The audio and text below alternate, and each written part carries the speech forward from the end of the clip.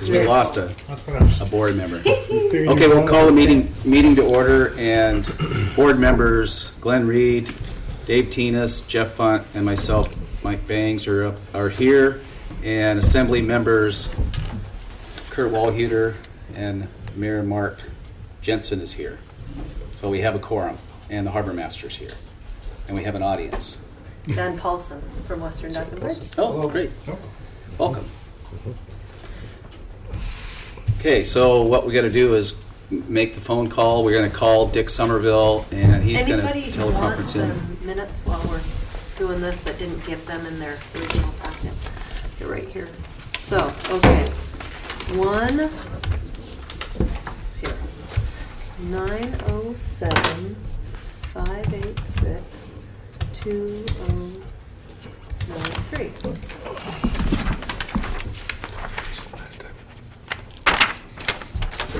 That's the last minutes. I don't get, I'm not a board member anymore. Well, that's right.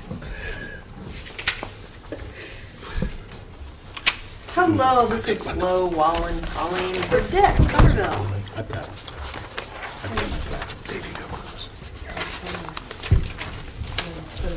Sure, just hit this button right here that says speaker, and you should be good to go.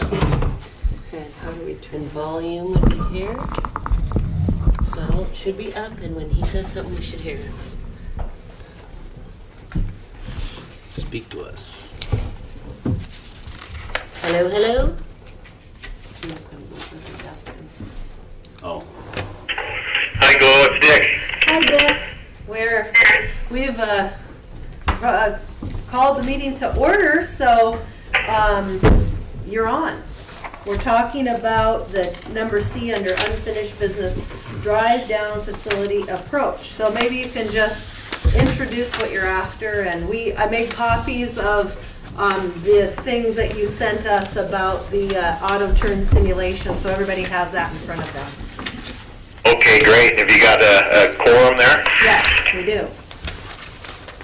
All right. Well, this is Dick Somerville, FP&D in Juneau, and I do have a little bit more time than I thought. Glow, I was supposed to go to Huna, but I don't leave till 2, so I can spend as much time as you need here. But what I wanted to talk to you about is the width of the approach dock leading to the transfer bridge and then on down to the float. So we've got basically 3 options that we've looked at: a 20-foot wide, a 24-foot wide, and a 30-foot wide.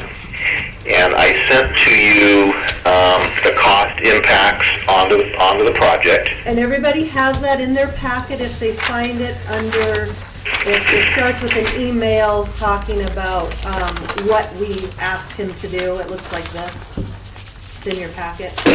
And it has these costs that he's referring to. I could go through it rather briefly if you want, just so that everybody has it. But when we were there last, or a month or so ago, we were asked to add a number of things, additional power in the uplands, corner protection piles off the float, a seasonal water service, some pile anodes, 208-volt power on the floats, a number of things that we've added. And so I went ahead and added all those things to all of the cost estimates so that they would all reflect an apple comparison, if you will. And then what I did was I prepared 3 estimates with everything in it, and then just what would the total project cost be at 20, 24, 20, or 30 foot wide. So what I'm going to give you right now is the total project cost at 20 feet, and that is 11.05 million, 1105. And that is fully burdened with contingency of 10%. It's got the geotech surveying, environmental, compensatory mitigation, engineering design, contract documents. It's got everything in it. It's got contingency plus indirect costs. And so what I'm giving you is the number for a fully burdened project for construction plus everything else. And so 11.05 is what it would be for a 20-foot wide approach dock. For a 24-foot wide approach dock, 11.35, so it's 300,000 more. 30-foot wide approach dock, it's 11.67, so another 300,000 or thereabouts. So that's what the incremental costs are to go from 20 to 24 and then 30. It's about 300 grand every time you do that. And so that's its cost implication. That's what it's got. And then what we did is we prepared this auto turn simulation, and we modeled a boom truck as well as a truck and trailer combination, 50-foot long combination, and we sent that to you. And I'm hoping that maybe you have those illustrations, Will? We do, and I've identified them up on the right-hand corner with A, B, C, D, and then you also sent the truck and trailer forward and backward, so I identified them as forward 1 and 2 and backward 1 and 2. Okay. So we're trying to think of everything that you might possibly do to get users of that facility down there. And, maybe there's other combinations that we haven't looked at, but we feel really comfortable on any of these, 20, 24, or 30, being able to go forward or reverse and turning around down on the float and then coming back up. So, of course, you wouldn't want to back up, but you turn around and you come forward. So any of that will work going one way on the bridge. The problem that I saw, and it became a bit obvious to me after standing under a few of those crab pots and stuff out on the crane dock, is that when it's busy, it's busy. And I'm not sure everybody's going to feel like stopping at the end of the fill before going on to the approach dock. So I believe that you're going to see two-way traffic out on the approach dock, unless you just absolutely make that a no-can-do. But even then, I think there's people that are going to be in a hurry, and it's quite a ways out there. It's 200 feet from the edge of the beach, the new fill, to the end of the approach dog with the double dog leg in it. So that's how far you got to go. That's 2/3 the length of the football field, and that's actually twice the length of what you currently do at the approach dock, at the crane dock. That's 100 feet long. So this is twice that length. So if you're planning on having two-way traffic on the approach, then I think you need to just eliminate that 20-foot wide dock, because I just think that's going to be too problematic, and people are going to be backing up, and you're going to have a real mess. So I think the decision gets down to a 24 or a 30-foot wide approach dock. Now, probably under either scenario, what we would want to do is put at least some control on the approach dock in terms of signage. And if you have one of those drawings that show the double dog leg there, I'm looking at the 30-foot wide one, but right as you go all the way out, what we would do is we put a stop sign right at the bend for the very first turn. So you've got two minor turns before you get to the transfer bridge itself, but we would put a stop sign right there. So vehicles headed to the float have to stop and yield to those that are coming off the float and trying to get back to shore in all cases. So they could get there, they would just stop. And there's plenty of room to do that at the 30-foot wide, lots of room there. And we think there's enough room there to do it in most cases under the 24-foot wide scenario too. But the problem is going to become if you have like two real wide loads or overhanging loads, it's going to get really problematic with the 24-footer. You're probably going to be scraping along the rail a little bit. And so that's what it kind of boils down to. That's my overview of it. If we could do anything, I think, to really fine-tune the decision more for you, I guess what it would be to do some auto-turn simulations with what I just described. I would actually stop the traffic, and then I would bring up a super wide load coming up from the float, and I would just see, how often they're going to scrape, or, how close they're actually going to get to the rail. I mean, that's one more thing that I could do to fine-tune it, unless you've already gotten to a decision on your own. Hey, Dick, I got a question for you. Going back to the cost, you said for a 20-footer, it would be a little over $1 million, or $11 million.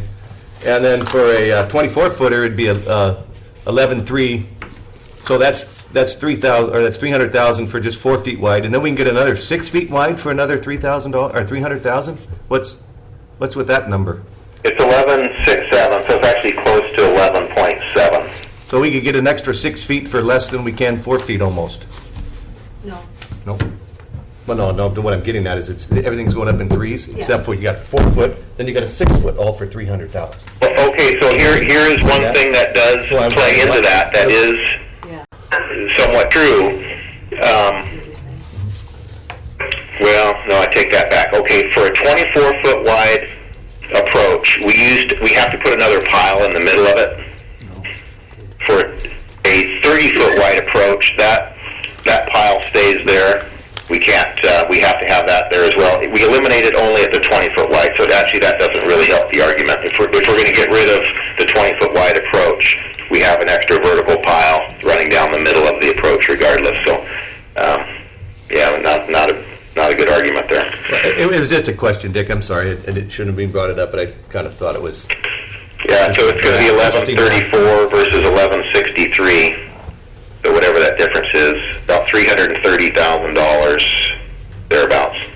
And Dick, a question on the clear opening. What's the clear opening from inside of bull rail to the inside? Yeah. Okay. Do you have the drawings that we provided at the 35%? If you go to drawing sheet 3.02, we have a dimension that's a 15-foot lane that would be just to the inside of the rub rail, so that's about a 6-inch rail. So 14-foot 6 would be one lane, so 29 feet inside clear On the 30-footer. on the 30-footer. And then so for a 24-footer, it'll be 23 feet inside clear. It is a foot. A 20-footer would be 19 feet inside clear. You need a motion?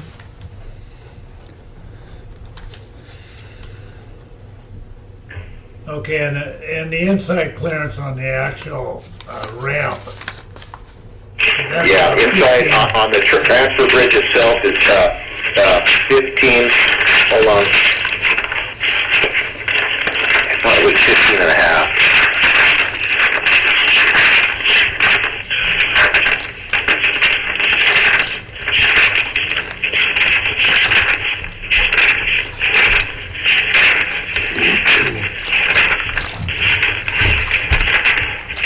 I got my plans all torn apart here. Okay, that's on drawing 5.03. It's 17 feet outside, and then it's got a 10-inch hoop section, so we have to take 20 inches off of that. But then what we did was we put these, it's inside of the tubes, let me just go back. Inside of tube to inside of tube would be roughly 15 feet, 4 inches. On the We put a rub board there. I don't know if you see that, but there's a bull rail to keep people off from impacting with mirrors or anything else. We put an 8x8 bull rail that puts the driving lane at 12 feet 4. You see that on 503? Mm-hmm. The 12 feet 4 is the driving lane width. Yeah, okay, thank you. And that's just, we don't want people hitting that truss with anything, so. Is that the same in Juneau, Dick? Juneau's narrower. Okay. Juneau is about just under 10 feet the driving lane, maybe more like 9-6 or so. And then we have a walkway on the outside of that. So this would be getting rid of the walkway and then pulling both bull rail in towards the center of the bridge just slightly. So you're probably 3 feet wider here than what Juneau has, Driving area. but no walkway, no separate walkway. Yeah, I think I've only seen maybe once out of all the time I spent out there, somebody walking up as a vehicle's coming down, so. Yeah, there's, seem like it's for necessary. walkers and stuff, I mean, there's plenty of time to just wait at the top of the bridge or Yeah. wait on the float. Yep, yep. Does anybody have anything else to? ask him about this? Well, we probably don't need to waste Dick's time discussing it amongst ourselves, and we can get back to him with what we come up with. Or do you want to do it now? Well, we could. Do you want to discuss it more, or want a motion? Do we want to respond to He wants to know. Dick's question about doing another simulation, side by side with big loads on the 24-footer? If you think we need to, I've already kind of made up my mind of what I would like to see, but I don't know what you guys are, how you guys feel about it. So do you think- I was just thinking, maybe you guys ought to just kind of just informally just have kind of a show of hands of what size you want, and then if Dick seems to think that with that particular size that you guys are thinking that you should have another turning radius or, backing up thing, then or have them do it. But if not, then you can do it formally maybe. Well, that sounds like a good plan to me. I'm personally, my opinion is, I for the cost, I would rather go with the 30-foot wide, just so we're not, we won't run into problems for staging, because I know it's going to end up being a staging area. That's the bottom line. And they're going to go to the end where the stop sign is, and they're going to line up. And coming up the ramp, chances are 24 might be adequate, but I don't really want to have a bottleneck or have people trying to back up with a trailer load of pots or whatever. So anyway, that's my opinion, and whatever you guys. Dick, are you still on there? Yeah, I'm here. Glenn Reed here. This, let's go to the 30-foot wide, it's 11.673 and change. Is that a pretty firm bid number for a 2014 season? Yeah, I think it is, Glenn. Especially considering the fact that we've got about $900,000 in contingency built into this. Yeah.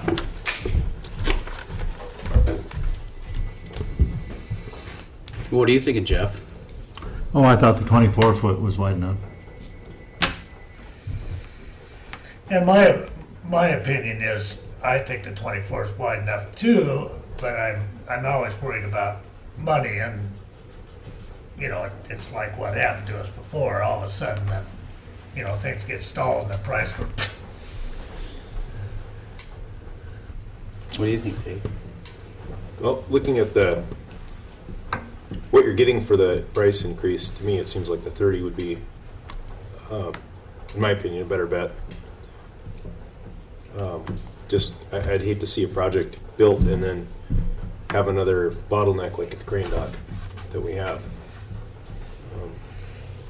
Maybe make one quick suggestion that you might want to think about doing is maybe just getting some cones out in a big parking lot somewhere and putting a 23'6" bridge there and putting a little dog leg in it and just see what it feels like running running a boom truck and a trailer truck combination and see how you feel about it.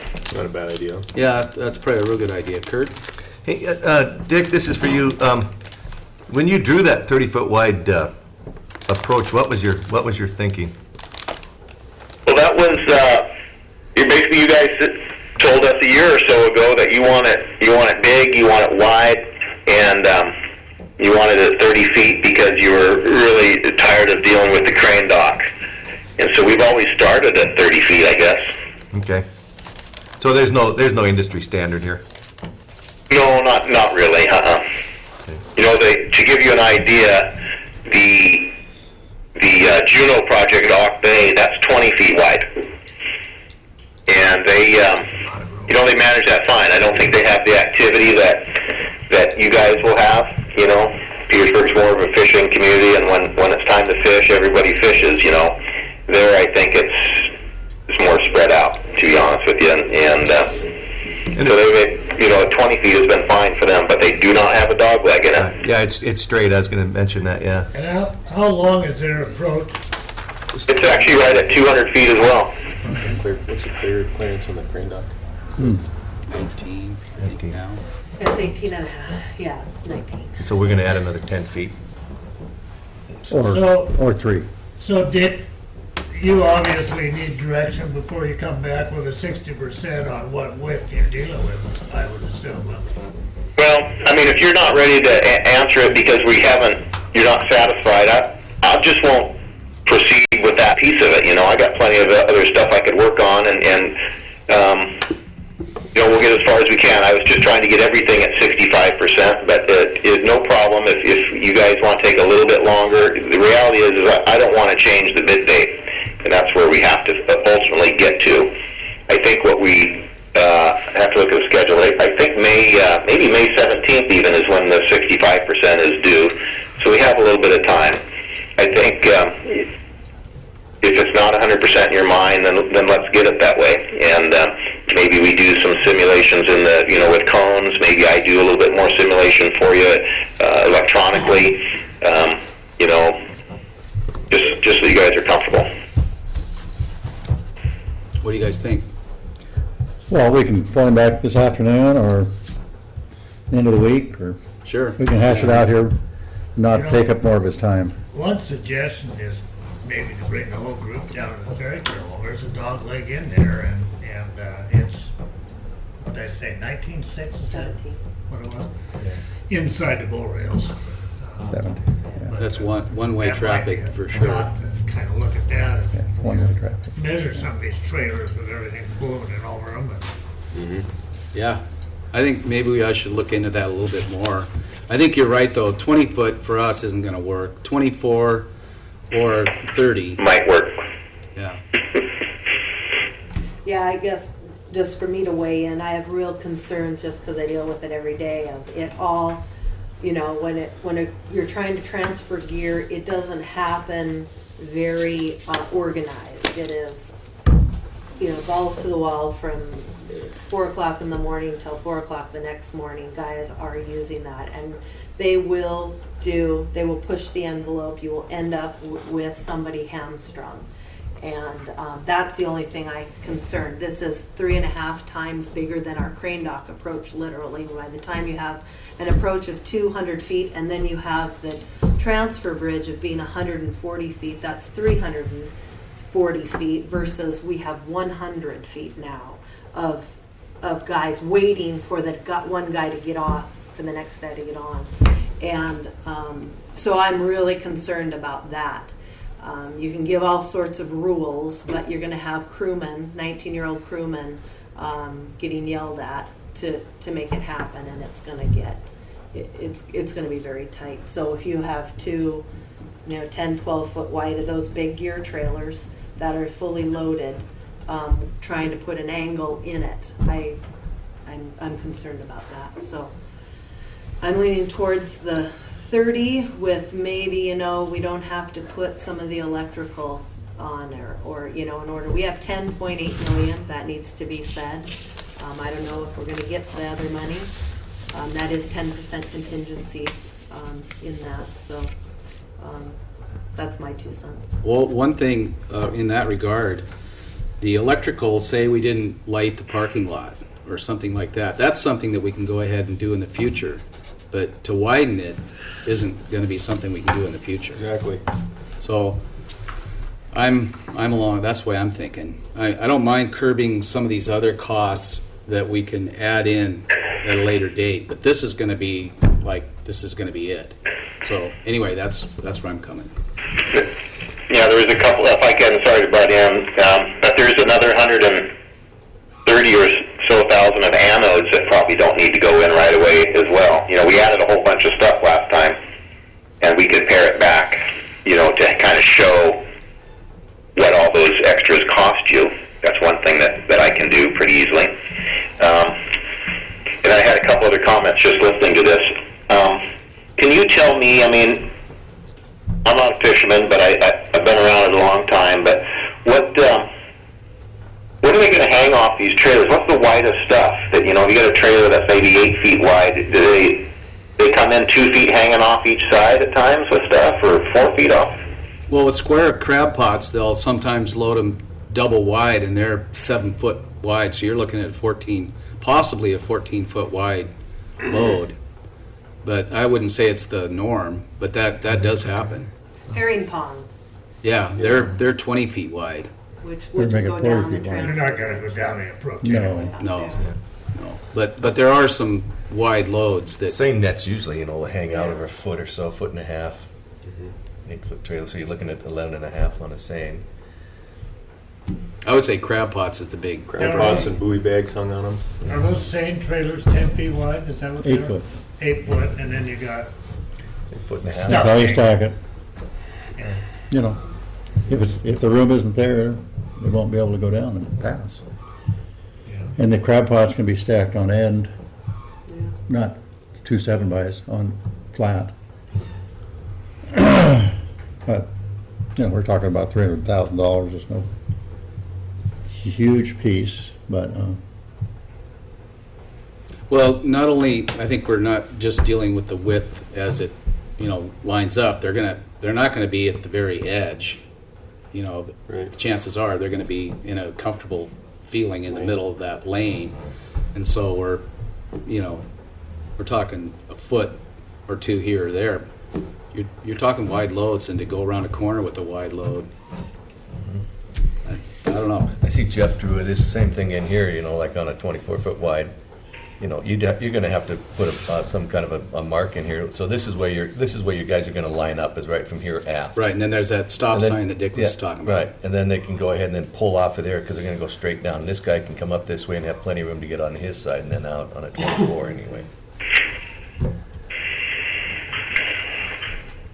So you So I guys, had one other thing, listening to you guys, that we might want to consider here is that there's no magic at 30 feet. If we want to go 28 feet or something, we can do, we'll try to keep it in a 2-foot increment just because the deck panels come that way and we don't have to customize them otherwise. But, if we went from 20 to 24 and then we made a 6-foot leap to 30, maybe we only have to go 28. So as we do these, field simulations with the cones and stuff, and you feel like, well, 30 is really generous, we could cut it back a little bit. well, just off the top of your head, do you know what kind of a 2-foot, if we lessen it by 2 feet, what the cost difference would be? I mean, just, Yeah, I have a rough idea. It'd be, from 20 to 24 feet was a leap that went, that's what did I say? It went from 11.05 to 11.35, so that was $300,000, but I had to add a row of piles down the middle. That's what the problem was. That's why it seemed higher per 4 feet than it did to go to 6 feet. So we added the row of piles. I don't know if I went from, well, you're not going to go 22. You're probably going to go somewhere between 24 and 30.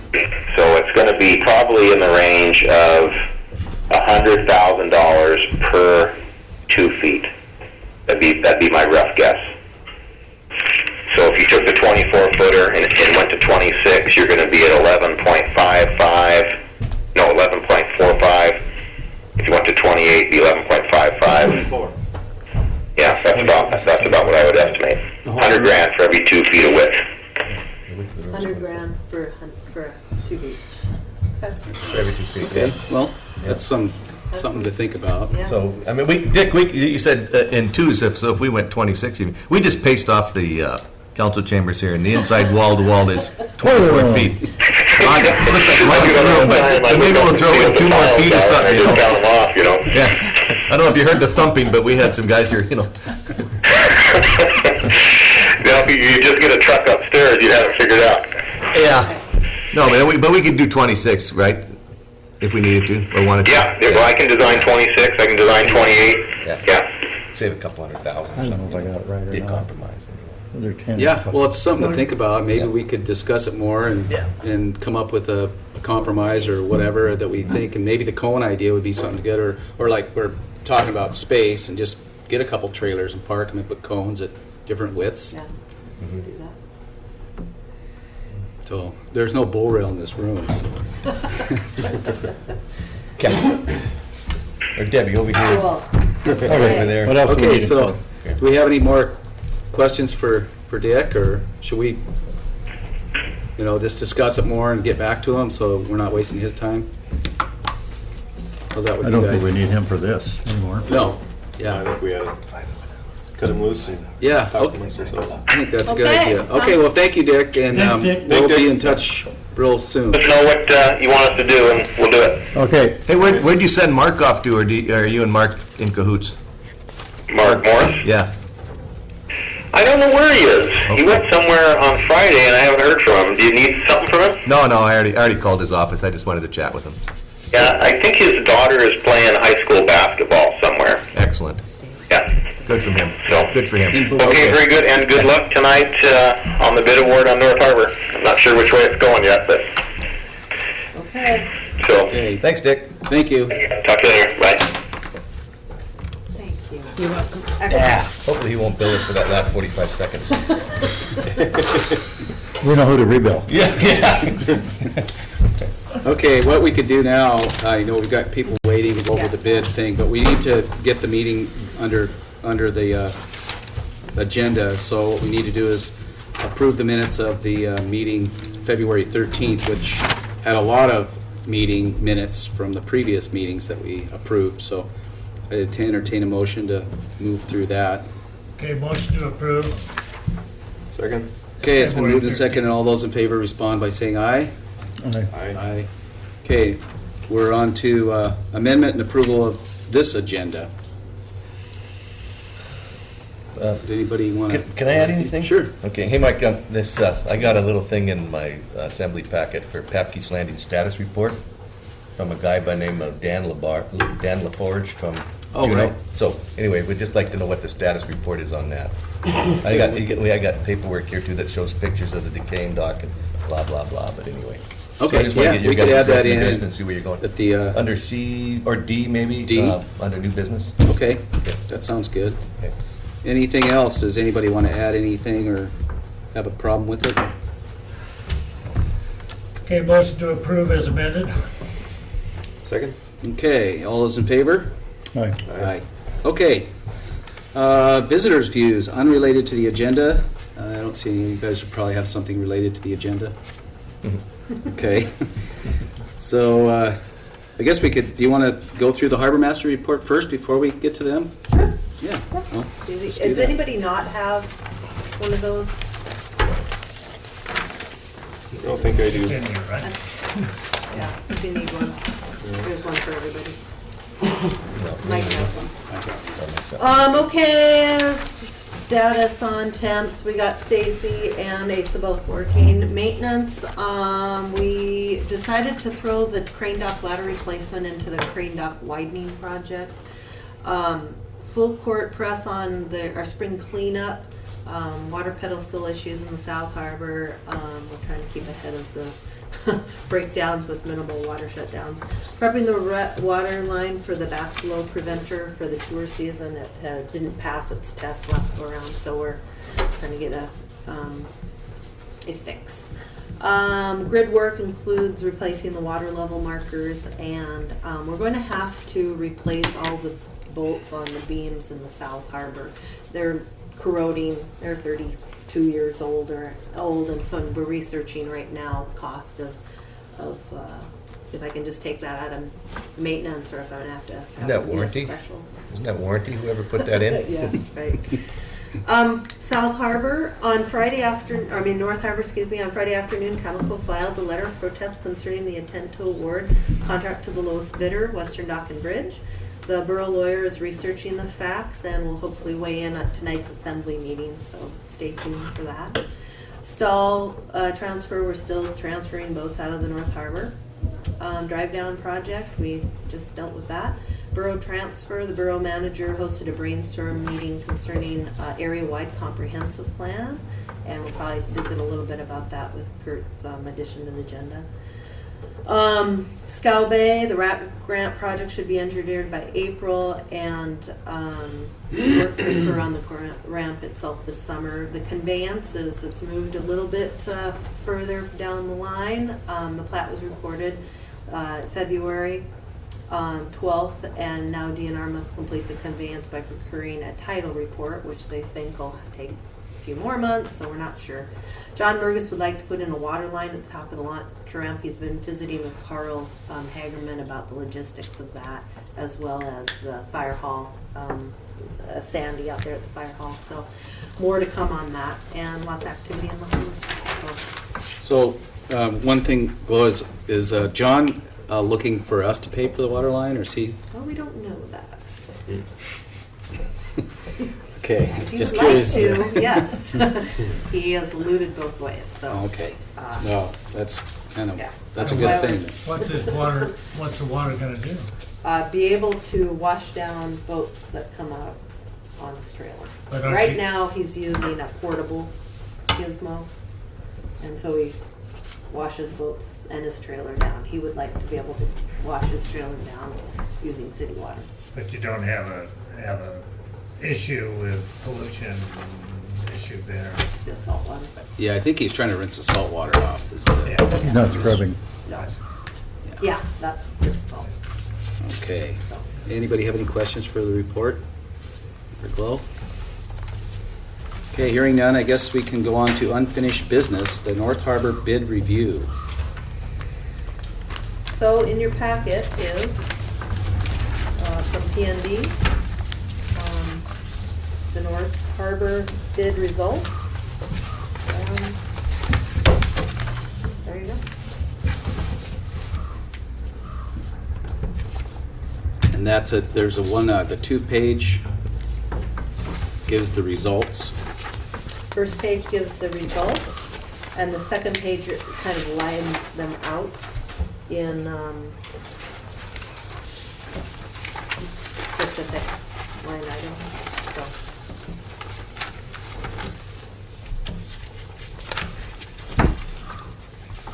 So, does anybody have any comments or questions about it?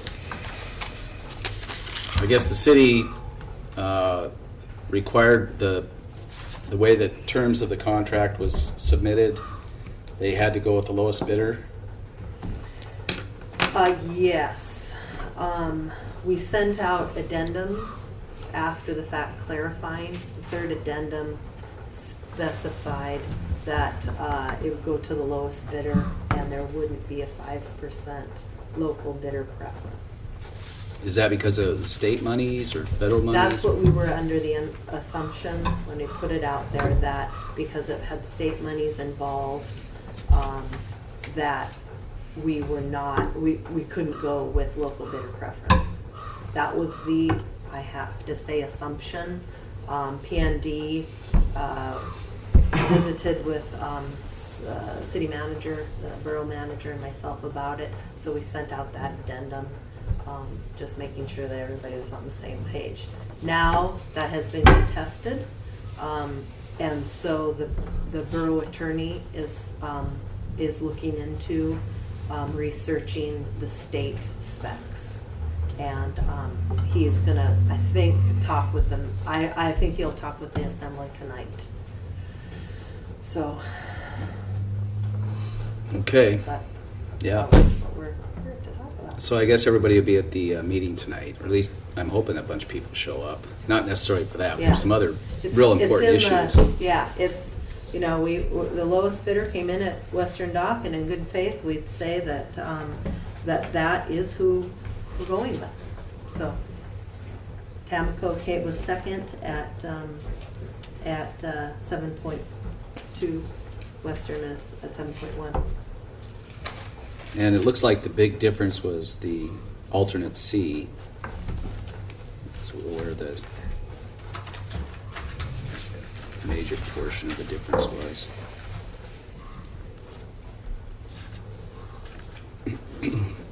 Does anybody have any questions, or are we just gonna show up to the meeting tonight, or is there any comments from you guys? Have anything to say, or, I don't know, it's not gonna make any, No, I think it's pretty much in the hand of, Whatever the city wants to do and the assembly attorneys. wants to do. I would just preface it with that the competitive bid is very, the only thing I can think of that related to you guys, it's like a Hidden Falls hatchery opening every time, because it's very intense, and when everything settles out, in the last 4 years, we've had Van Goon job that we lost for $6 million on protest based on when our Buy in America certificate was supposed to be signed, we didn't, you know, we had our, and that day where we were prime contractor for $8 million taken away because we only called 37 or 41 DBE people, then they didn't call that a good faith effort. We've lost another bidder preference to Western Marine from Washington on the same Alaska bidder preference. We claim that they're not an Alaskan company, but if you look in the Alaska statute, basically any construction company that comes up and works in Alaska, under the state criteria, they get Alaska bidder preference. So, you know, it's one of those things that you first the job's got to be there, then you got to be hopefully you're low bidder. There's no little issues that someone else can come in and say, well, you know, yeah, that's okay, but you know, we're going to protest this on this basis just because it is a kind of a cutthroat thing where there's only so many of these jobs out there. So, and it's nothing personal against Jan or you guys or anything. It's the fact of the business. It's you gotta try to get your foot in the door, or you know, fight for every job you can get, just for your employees' benefits. For you know, you got a lot of things riding on you that. Yeah. It's not something we take lightly, but it's just something you got to do. And, Yeah, absolutely. We've been on the short stick with it to the tune of almost 15 million in the last couple of years. So, you know, I gotta Yeah. chew on the other foot and do the same thing. Yeah, understandable. Well, we'll find out tonight what we'll all be there. Anybody have anything? Yeah, you know, one of the things that I've researched over the weekend, whether or not there were state funds in it, doesn't have anything to do with Petersburg Borough's policy. Last two jobs that bid down here, the cruise ship Dolphin, the local bidder preference was removed from the specs, and that was funded by a state grant. Had Yeah. nothing to do with it. I don't know. According to your 2012 budget, you might have found different money from somewhere else, but in fact, every bid that I've bid on up here in the last year has had the local bidder preference removed. I asked the question at the pre-bid, or Seaver did in my behalf, and Tamco wasn't there for it. They didn't attend the pre-bid meeting. I asked for clarification on the standard documents because the new documents don't say anything about local bidder preference. But the 1997 documents specifically has a line in there where it says 5% local bidder preference. All the jobs that were bid under 1997, that language was deducted or deleted from the standard specs. So it was deleted the local bidder preference. Well, it'll be interesting to bring that out to the assembly, you know, and see. Just I don't know. I don't Debbie, know how it works. Oh, sorry, Mike. Go ahead. Hey, Debbie, is that something that the assembly does or the council would do? Take that wording out of the bid contracts? Or how does that get eliminated? Who just decides Yes. whether it's eliminated? I believe the council would need to decide to remove it permanently, yes. So what council did we have back in like '95? then? Oh, I see. For Yeah, this- that's what I mean. I mean, can we go back in history and find out why it was eliminated, the reason why it was eliminated? I read every agenda going back 2 years. I can't find where Yeah. they deleted it. Yeah, yeah, Huh. Yeah, that's We interesting. could research it, yes. yeah. Yeah, I wonder if the city managers at the time or whatever have the assembly changes all the time, or council at that point. I do know I bid a job up here in 2003, which was South Harbor Phase 4. I beat Tamco by 0.15%, which was $6,000 on $3.5 million. And he protested based on local bidder preference and didn't prevail. So there wasn't a local bidder preference then? It was deleted in the specials, just like the rest of these jobs. I'll make a note of that. Yeah. See the city manager after. Middle Harbor, I beat him by 4%. I believe he protested on that one too, and the local bidder preference was removed, and I prevailed on that one. It seems like, That's to interesting. me, I don't know. Yeah, we don't either. I mean, I don't. Yeah. I never. Well, Yeah, a lot we're of not. it's hinging on what the funding is on every single project.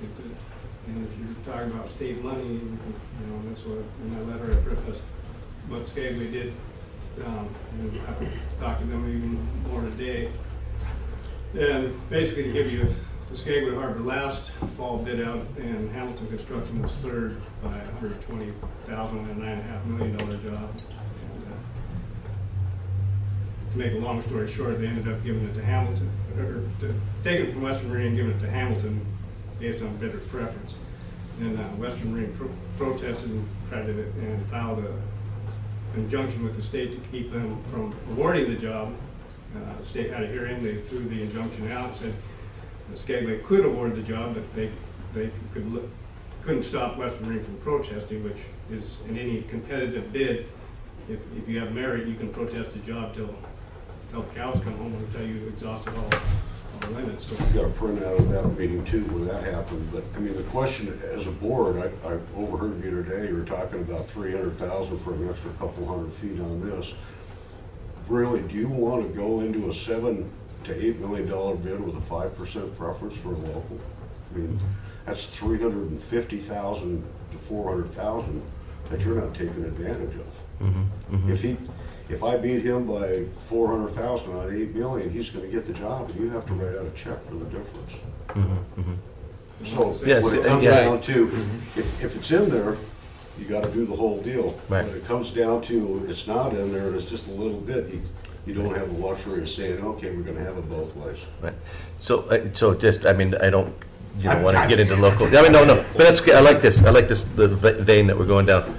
I mean, asking both of you guys, if there was a 5% local bidder preference, would you guys sharpen your pencils a little bit more? If that was the case, if you were going to be, you would just do what you did? As a out-of-town bidder, Tamoco's probably got $80,000 to $100,000 advantage. I got towing, I got put up people.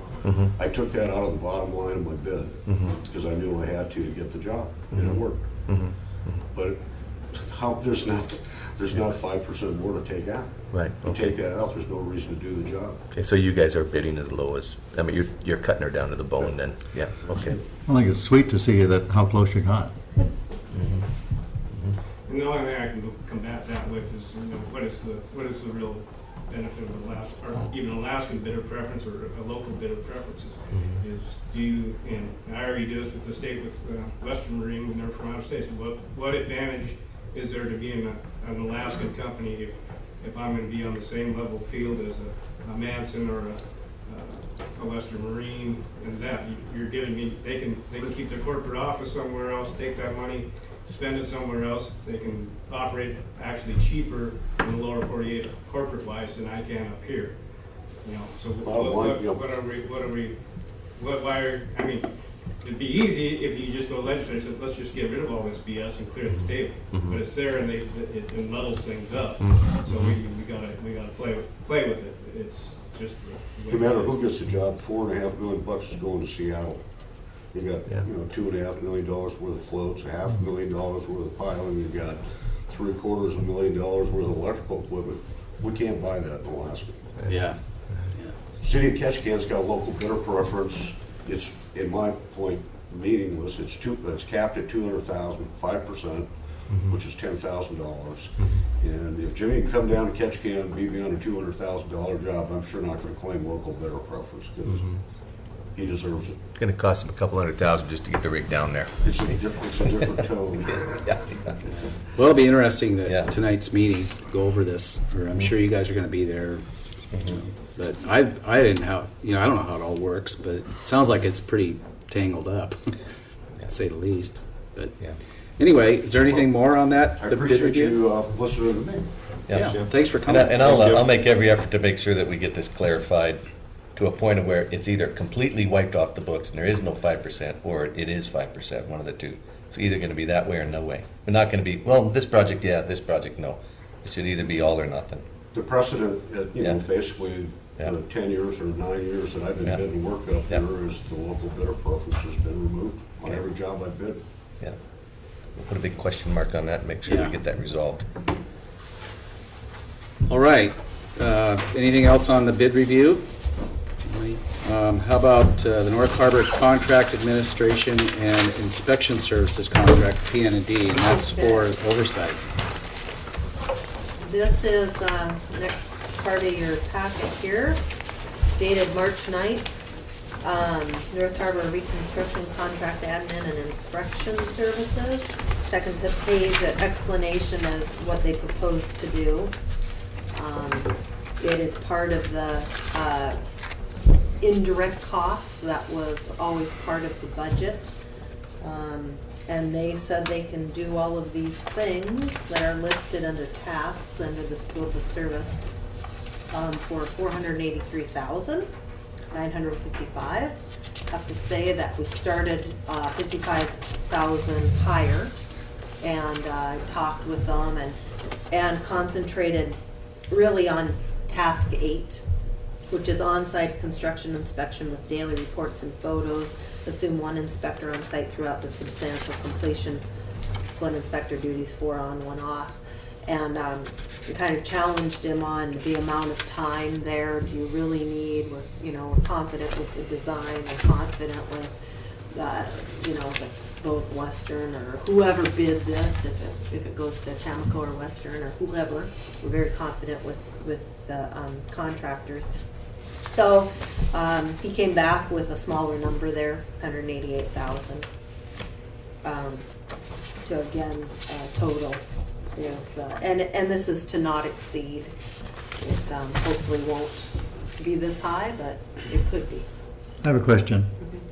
This 480,000 comes out of what? Is that contingency funds, or does No, that come out of the it's base bid? indirect costs that are part of. So it's we additional started to- out with $9 million. We went to bid with $8 million. That other $1 million is what we call indirect costs, Mhm. and that's what's gone. We've spent 500,000 thus far, 504,000 on the engineering and all of the permits and all of the stuff to get us through the bid phase. Mhm. So we've spent half of that, indirect, 15% of the indirect costs. So now we're looking at, we need to have inspection reports, we need to have all of the things that go into building, that kind of stuff done. And so this is where the difference between 8 and 9 million, that $1 million gets spent on, So it costs as much to have somebody down here taking photos as it does to drop all the plans. well, the anticipated tasks, yeah, they're Gee listed whiz. out there. That's just hard to swallow. I know that cost of overseeing the fire hall, that figure was awful high too. Yeah, I think that was a couple $100,000. $240,000 or Somebody- $50,000. Yeah, and that, again, you're concentrating, that money came out of that number 8. The other stuff is kind of, Who's going to be the on-site construction inspector? candy. Okay, are they going to hire somebody to do it, or are they actually going to do it? Well, they have to have their They P&D have- tech, it's- it says right there. Yeah. Okay, I saw that. And their So senior Yeah, I saw that they engineer. have an engineer and a tech there, but Well, They usually, these outfits have people then else Yeah, have they a go is tech. it- to Tech Is this floor. cost in the bid amount, or is this tax? No, that's construction. This is that indirect cost that is 15% usually But it's of on any our budget, project. it's in the budget. Yeah. We have $9 million to spend Yeah, on this yeah. project. 7.1 or 2 for the construction, and generally, they, $1,700,000. you can hire independent inspection This is what it people costs to have somebody come in from out of for town a third party. So, you have the contractor and you have the for 10 months. contractee, and then you have somebody that oversees that and knows how to read blueprints and blah, blah, blah. And P&D is offering this service, basically one of their techs that probably had something to do with, the design or whatever. And I see it's a lot, but I've done third-party inspection in the oil field, and they charge a lot. The company I work for charged a lot for that, for my service, just to watch. And that's just, I don't know, I don't understand it either, but it is expensive. I think a lot of it is you're taking on the responsibility of saying, yes, this was built correctly. And there's a whole lot of value in that. There is, but then we have the water issue down there, and it's not right, so then we have to dip into our contingency thing, and that South Harbor, we're But- repairing stuff now that should have been done correctly the first time, so. That doesn't have anything to do with the That's construction inspection, inspector, that has to do with the engineering. Yeah, And that's where, but we're the ones that are always third paying for party, it, though. yeah, the third party is, is whether it's the engineering firm, but what it is just oversight of the contractor. And all we're doing is complying with the construction plans. Right, following, Specs. yeah, exactly. Yeah. Because, I've watched it happen where, the company puts a big, huge dent in a pipe that's gonna go on the bottom, and they'll go, oh, look over there, or what kind of what kind of car do you like? And they'll put a car in your front yard if you go, oh, I didn't see that.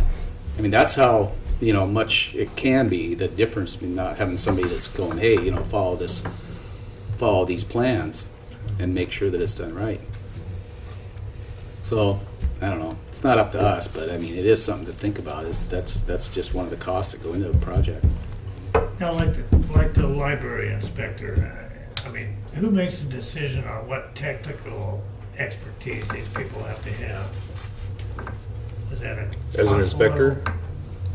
What? As an inspector, what kind of? Yeah, right. How competent he is it? I don't know. Yeah. I mean, you could theoretically hire somebody that really wasn't qualified to do a marine inspection. Yes. Exactly. All they gotta do is just check off the list that, okay, that fitting went in. That I'll one's let going you know in. from experience, the guy that's gonna be in the field, he's gonna be a go-between. If there's something comes up and I say, he says this and this, and he'll call P&D at home design office, it doesn't matter, state, federal, whatever. The field engineer is usually just the go-between guy. He's representing him, he'll take pictures or whatever, but if an issue comes up, he's not the one making the decision. It goes back to the design people and the engineering. Generally, those people know how to read a blueprint, and there's some level of expertise they have to be in that I position. have some that can't, but Yeah. generally they do. But basically, if you think of them as just a go-between, they're not going to be making a lot of technical decisions, a lot of suggestions. But anything changes or anything, it's got to be done by the engineering firm. Right, but what they're offering is, part of this thing the inspection will be quite a few hours of a senior engineer, but the majority of it looks like just a tech who, but I don't know if that. $5 difference. I don't think so. Wasn't it Roundtree, was he working for P&D?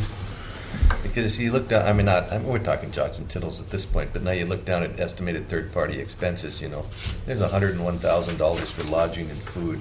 I mean, is there any way that we could get a local to be this Tech 5? Is there anybody that Didn't we Tom have? Reiner do some inspection? Fire hall. Okay. But Not just a that question, we're just a talking, question. we're not talking above the water kind of. This is definitely different when you get into marine. I think, I don't know, you probably witnessed that too. It's just not the same kind of thing. And I think they were upwards for Ryan Hart was a couple $100,000 to Oh, have yeah. him watch that. Sure. So. No, I don't think we're cutting, I don't think $188,000. we're gonna be cutting anything out of this one. Yeah. No, I don't either. Any other ideas or That's a comments lot of on food. this? I Because just it- wanted you to make sure that you guys know that the council's gonna, or the assembly is going to have this on their agenda. They're And making and this from the decision. assembly standpoint, they don't have a competitive bid that comes in from somebody else that wants to provide this tech service, or, is tech. Probably, they probably could if you insisted that they do that. And I would, I don't know, I would mean, think they for the could have future. one of their competitors be out there trying to, Yeah. call BS on their design. I well, that's not. that's what, I don't know Yeah. do you know of a outside agency that provides marine? Inspection. It's, I mean, it's all do it. I mean, I Yeah. had a job for some reason, we ended up with an inspector from a different firm inspecting that something was designed by, Yeah. a different one. It worked out fine, yeah. but yeah, It's not like there's somebody out there that you can call up and, Yeah. Well, it might be something that they could put out for a competitive bid. Yeah. Rather, it's just like an engineering firm, or a construction Yeah, firm, they right, put it yeah. out for competitive. Segregate that part of it. But I don't know, that's something that the assembly would have to do. yeah. And, just for you know, I mean, if we're looking at trying to find, you know, incorrect things, just, you know, that kind of stuff, I don't know if that's what we're after, to try Well- to do that, or, I mean, just to remember that we are in a bit of a time crunch here. We do want Yeah. to, Well- you know, an RFP would take another 6 weeks. I'm not that I'm suggesting, saying that it's- I'm not suggesting that we Yeah. consider it for this Right. project, but what Yeah. my thought is, well, could that be something that could be put out on projects for Sure. other firms? Because I I know we imagine. had independent, and that's all they did was inspection. They didn't do any engineering or anything. And it was pretty useful because they just, well, Sure. you know, this could be, you know, You would different. almost want them on board prior to the design work. You would almost, because if you start, you know, I'm thinking if all of a sudden in the field, they start really identifying some issues with the design, I mean, that's not you what know, their the job is. stuff has though. already been Their ordered, job is- already their been job put is just- together in just a Seattle, and then all of a checklist. sudden you have this design is not gonna, you'd almost have wanted that to occur while we were designing. Yeah, but that isn't an inspector's No, job. I think they're the kind of people that put models together with the instructions. Right. They're not like some of us that just throw them out and go, let's see. Yeah. So, wow. Anyway, Yeah, I just wanted to make a quick comment, Mike, about, you know, dumping some of this stuff onto the assembly. I mean, I'm going to value your guys' opinions and your recommendations, and if this is what you guys want to do, then this is what I'm going to stand behind. So make the decisions that you think are best for the constituents, and then I'll back you up. Just so that you know that, you know, I'm not going to be making my own, you know, I'm not going to be some radical if they're making my own decisions, you know. I'm going to value, You're not gonna value fit the in. boards.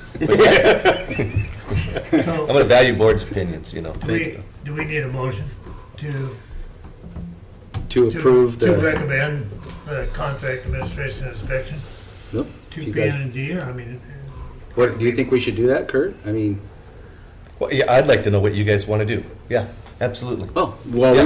we want Yeah. to make sure that this project goes forward. Yeah. and Yeah. We don't have any holdups Yeah. anymore. No, if that's what than you guys want to do, necessary. then you bet. So I'd entertain Carry it a forth. motion to accept or recommend the contract administration inspection services to go forward with P and D. with P&E. That's what, yeah. Yeah, but I like your idea about doing it maybe in the future. Cutting it, breaking it up. Do you want me to make a formal motion? Sure, or- that would be good. Yeah, okay, so we'll make a motion to award the contract of administration and inspection services with P and D as outlined in our work Review notes. one. Yeah, it's review one. Put review one in it, please. What's that? Review one. Okay, and this will be review one. Yeah, thank you. Do I hear a second? Second. Okay. All those in favor of recommending to award the contract for administration inspection services, review one to PN&D, say aye. Aye. Aye. Those against? I'm opposed. Okay, you're opposed. Okay, we have three, Full protest opposed. 4, and 1 opposed. So on the record, it does pass, but there is some, would you like to expound? Too much money. That's simple. Unless I don't understand the work that needs to be done, I think it's more money than it should be. Point well taken. I think it's a lot of money as well. But we don't really have anything to compare it to. What numbers are you thinking it should be? Hey, I'm not an expert at all. I don't have any ideas, except if it costs the same amount to draw up the plans as it does to oversee the construction of the plans, it seems wrong. Doesn't seem logical. So what you're saying is the 188,000 for the review of, Well, what it costs us from P and D to get the plans and to the bidder. What they charge us for that? 504,000. Okay, and now they're gonna charge us another 480 to be sure that they follow the plans? It just does not seem logical. And if you look at item number 1 in that list, it says contract administration, contract and subcontract agreements. Why is that part of the inspection process? That's It was $58,000. contract administration and inspection services during construction. Right there, contract administration and inspection services. So these are all the tasks that are listed and the breakdown of time it will take by each engineer or tech to carry that particular task out. So each 1 through 11 tell you what they're gonna do for X amount of money. This is the, So are these guys watching to be sure that the guys screw the nuts all the way up tight on the That's- lock nut? Are they being sure that the piling are positioned in the right place? yeah. That's the on-site construction. That's what we're talking about, isn't it? And, yes, and part of it is to go down and see the construction while they're being built down south. They have to, Right, stand by and but watch my that. question is, the first line item, Yeah. number 1, is billed out at $57,900, and it's contract and subcontract agreements. You would think that that would have been already done in their original bid format. Well, like, if it breaks it down, like contract and subcontract agreements, we don't have those yet because we haven't named a bidder yet, so hasn't been done. File system, that's the cost of purchasing the system for us. Direct subcultures and inspectors, so we have to line up documents with all the subcontractors, that has to all be written up. Prepare contract correspondence, so there's office gals, obviously. Pay applications, every time that there is a submittal put in, they have to drum up the paperwork to send it to us to say it's okay to prepare a payment, and then they have to also get the state to write a check. There's change orders that could possibly come, RFIs, which I don't know, assume that it'll take, an ongoing process. Right, I understand that. I guess my question is kind of correct there.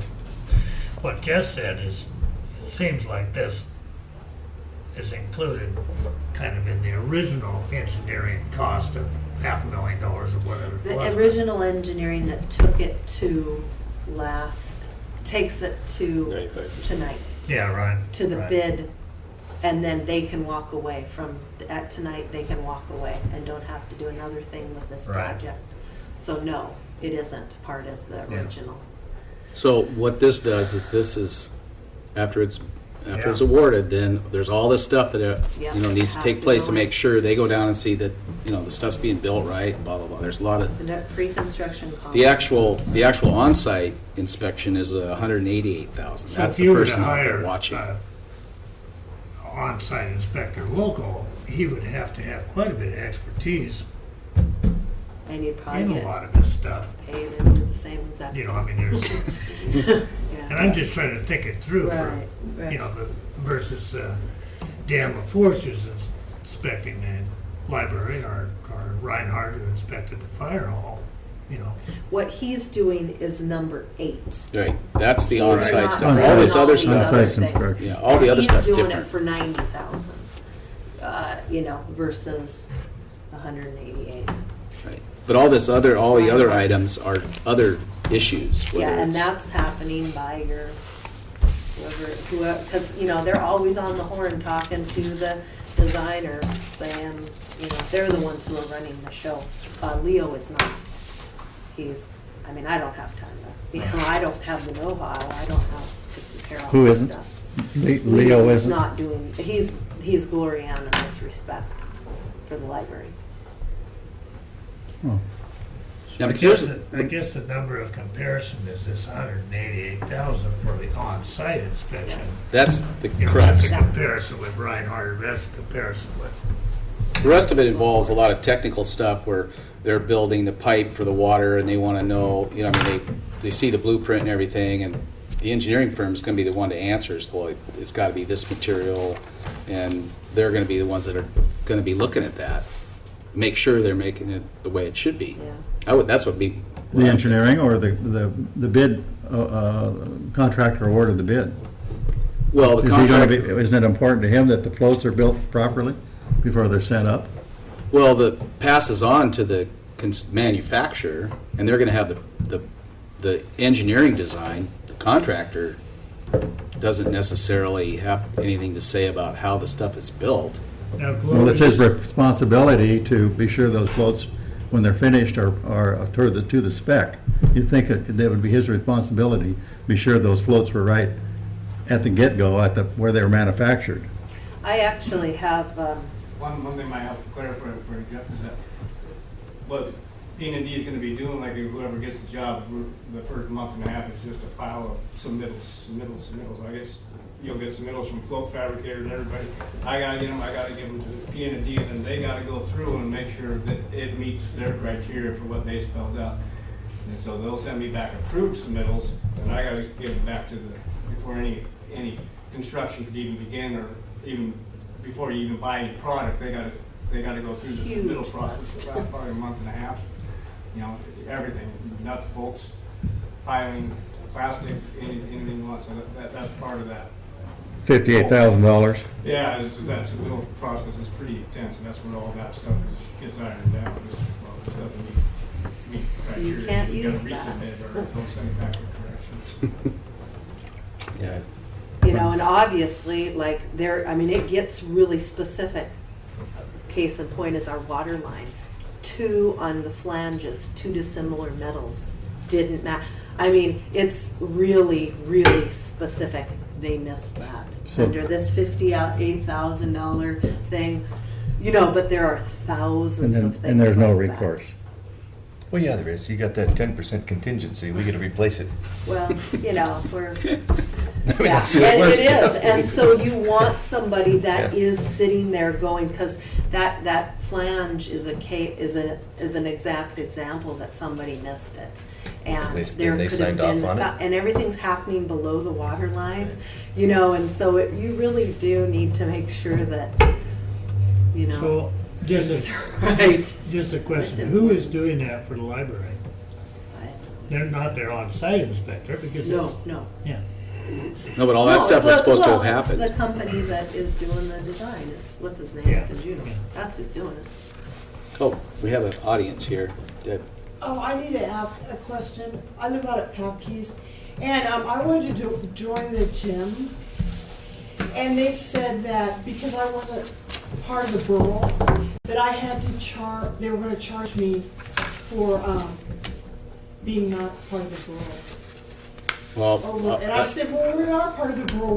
What's the deal with this? well, to be honest with you, this is a harbor board. We Oh. don't, yeah, we're, Oh, I'm we don't, wish we could help you, but. Later tonight. Debbie, come back tonight at 7. I'm sorry. 7. Come on back tonight at 7. Yeah, that's a good point, Bill. Yeah, it sounds like. I thought we were going to talk about the dock. I was ready to jump on. Yeah, that's what I was looking for. Yeah. Ready to Bring go. lunch, we won't be out of here till. Anyway, so back to the. Well, so that- don't worry about my one negative vote. Well, It doesn't have to be unanimous. No, I just. And I'm understanding more all the time, and maybe I'll Yeah, understand. Yeah, Maybe next time I'll be able to vote for it. It's, Yeah. no, it And is. it's just an advisory. It's exactly. it is, but it is something that But is I want you planned guys to do for. this We work. do have the funding for. We did talk them down 55,000. You know, I tried as best as I could. I threw it back at him and said, the boys aren't gonna go for this. And so he came back.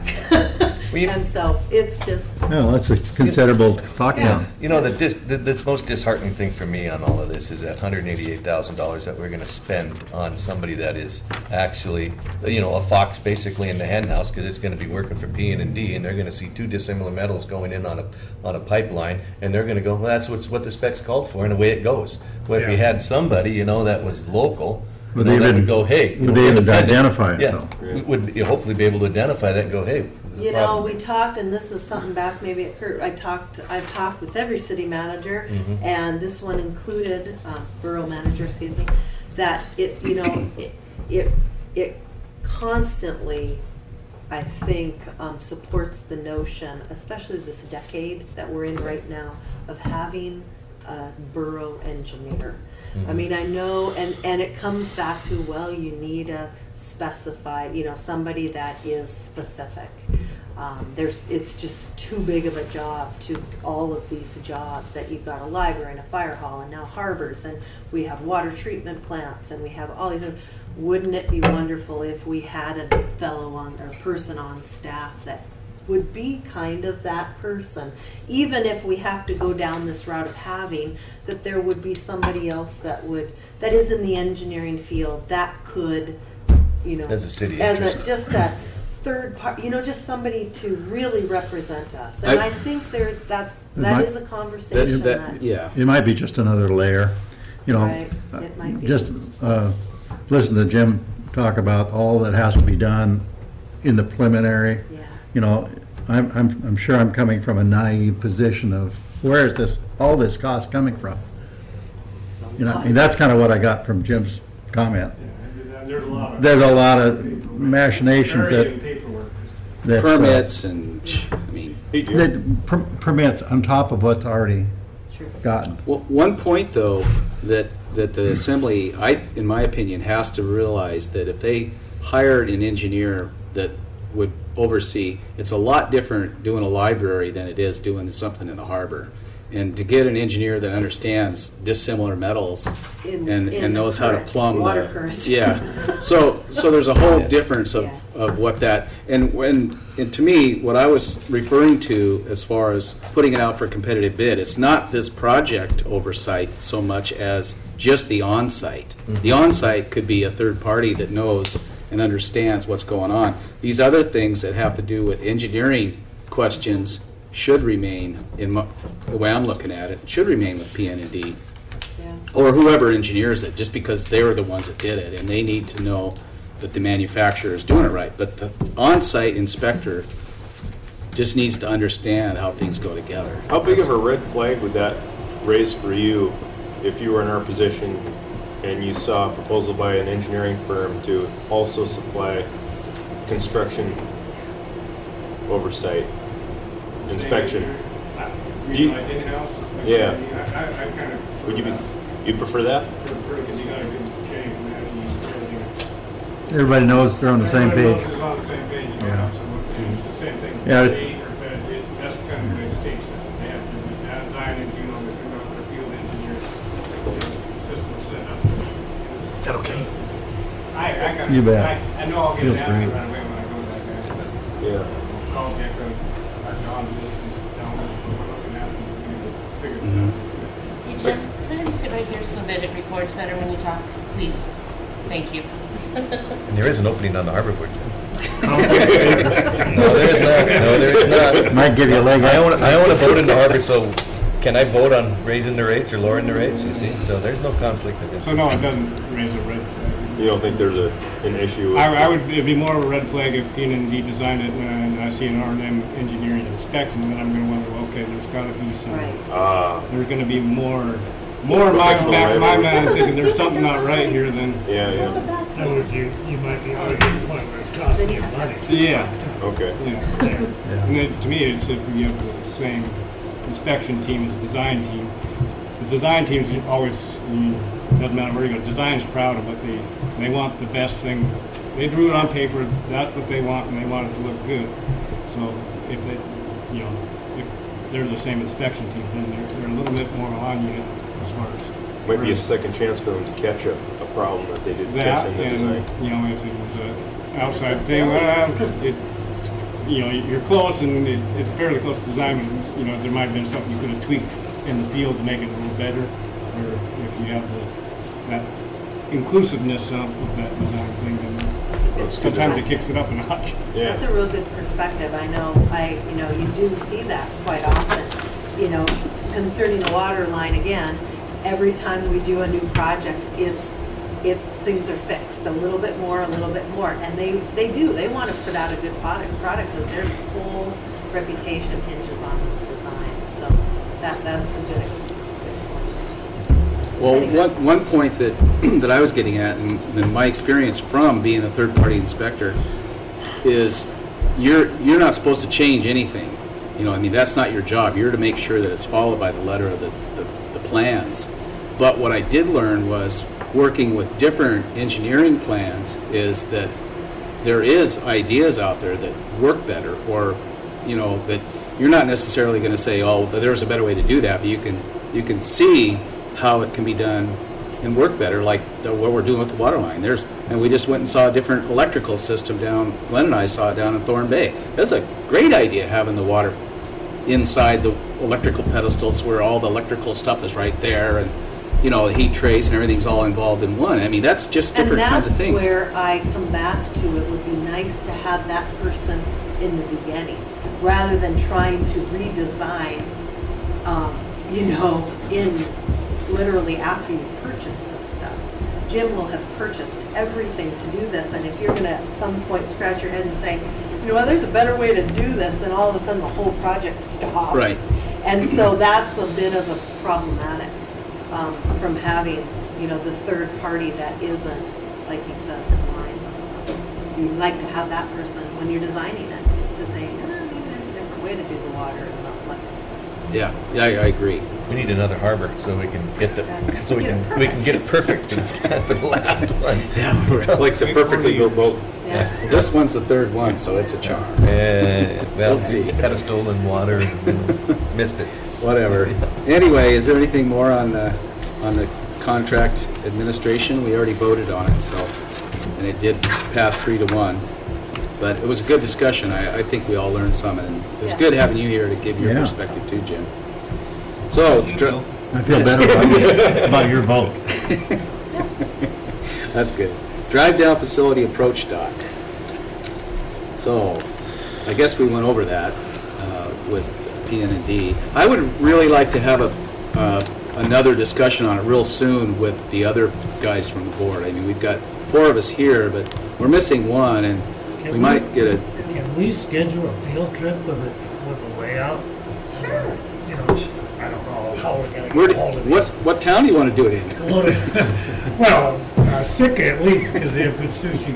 Lahaina would be good. Yeah, Lahaina would be great. We can do that next week if we can confirm that who's gonna be here next week. I'm not going to be here next week. I'll be here the rest of this week, but. How about this week? I think you're looking at who's gonna be available. Oh, No, well, you know I what don't works? think Bob is- Bob won't be back. Fresh till snow works Thursday. really good. What? Fresh snow. Okay. It actually would work fairly well to our advantage. We've done house plants in fresh snow. Are we gonna We could be do it able- tomorrow, we could do it, Has anybody got like a seine loaded on a trailer? We could, you know, some things we could. we have a bunch of herring pens loaded on a trailer right now. They're as high as the ceiling. But I mean, the herring pins won't fit down that. Well, no, they're not herring pens assembled. They're just Yeah. 4 wide. They're about 9 feet wide or something. They're all stacked up, and it's a big trailer load.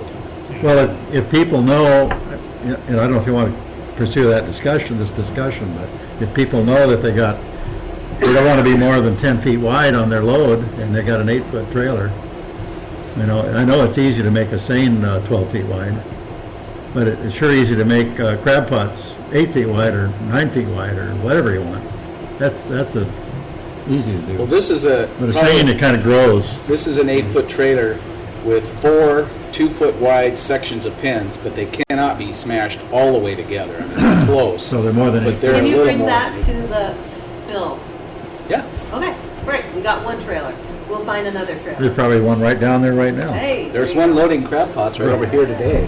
I'll round up Bunch a of couple squares. guys. If you want to do this Thursday, I can have Ben be in here with our big truck. And then also you gotta remember that how high the railing is, where you're passing, a lot of these loads are above the railing height.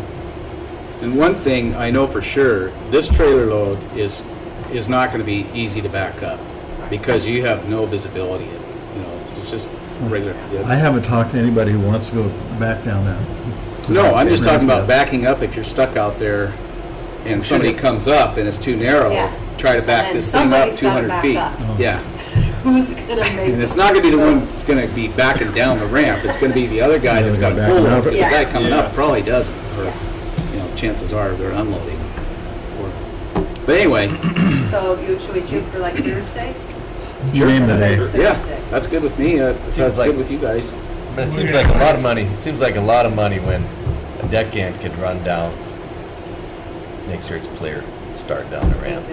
Yeah, well, I mean, the first time you get two guys that go, eat, yeah, then it's gonna start happening.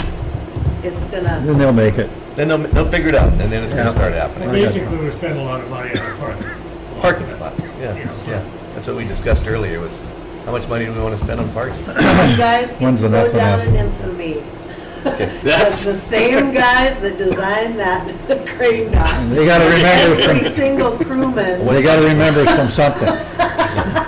I hear it every day. If you stay hang out there at the crane dock, it's, Exactly. who designed this? So are we gonna get together on Thursday But morning? It's before my time, Sure. that's all I gotta say. Well, not What this time? one. Not this How about, is afternoon good, or after lunch, or? Whatever you wanna do. Whatever.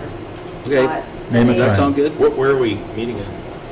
Phil area. Phil I'll give behind the everybody coastal- make sure that. The let's- fill area, meaning Yeah, behind the cold cold storage, where this is storage. gonna happen. Talking tomorrow or the next day? Thursday. you got cones out there What already? if the snow goes away by So, then? Well, do you have any codes? Strike while the iron's 100-foot I've tapes, got some too, if you Yeah. need some more. 100-foot tapes. Yep, we got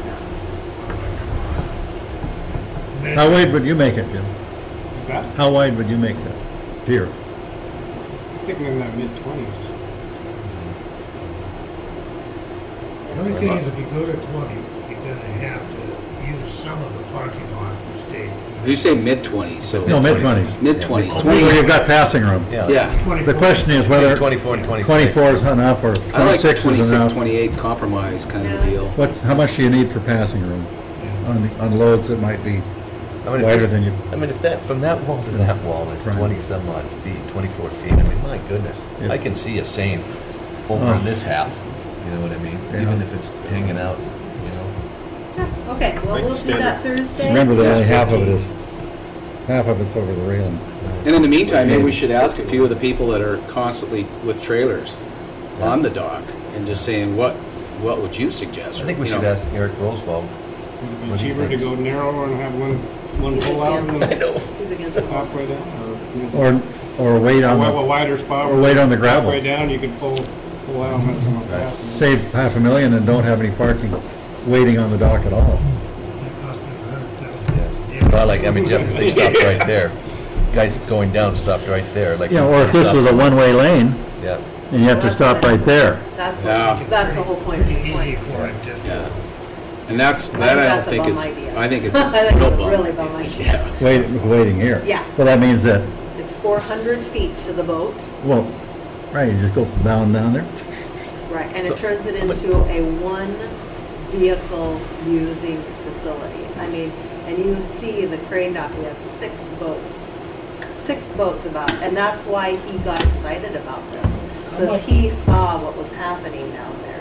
We had 6 boats trying to load crab pots, and we had 3 trailers at once on the facility. And trying to get around each other. What, the part that I don't like about using the parking lot is because that's what it is, it's a parking lot. You end up blocking people. What else is it gonna do? stoplights. For that period Be of a lot time, cheaper that's than what it'll be designated $500,000, as. $600,000. Staging area we can Make it hire one way. a cute little temp every summer and she. Okay, can run Thursday around at, there. I gotta 1 keep o'clock. going here. Yeah. Yeah. Okay, Thursday at 1, that sounds good. Okay, new business. Okay, Morris Electrical Group here in your packet. The next thing is, we talked long and hard about this GFI issue that we're having to face at the North Harbor. Each meter is going to have its own individual GFI, so that if you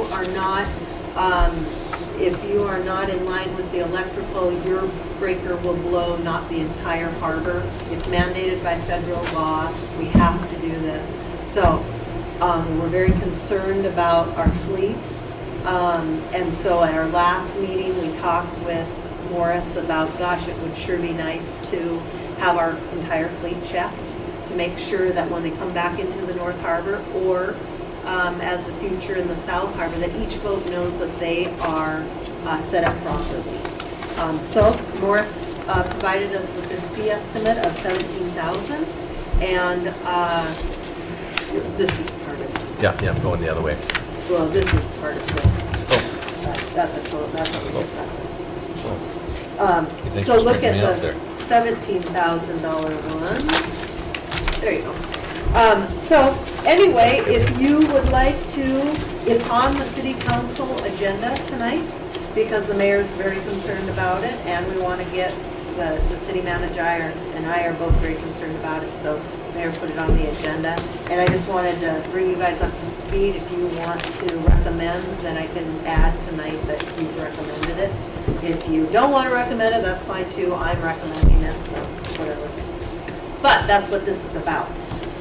They will go through and they will measure the current at each boat, at each, throughout the entire harbor, so that everybody will be in line. If he runs across a problem with you, Dave, you will have months to figure it out before you decide you want to come back to the North Harbor. Okay, this is all the harbors, All every harbors. boat in the harbor. So they're measuring the amount of current you're getting fed into the boat?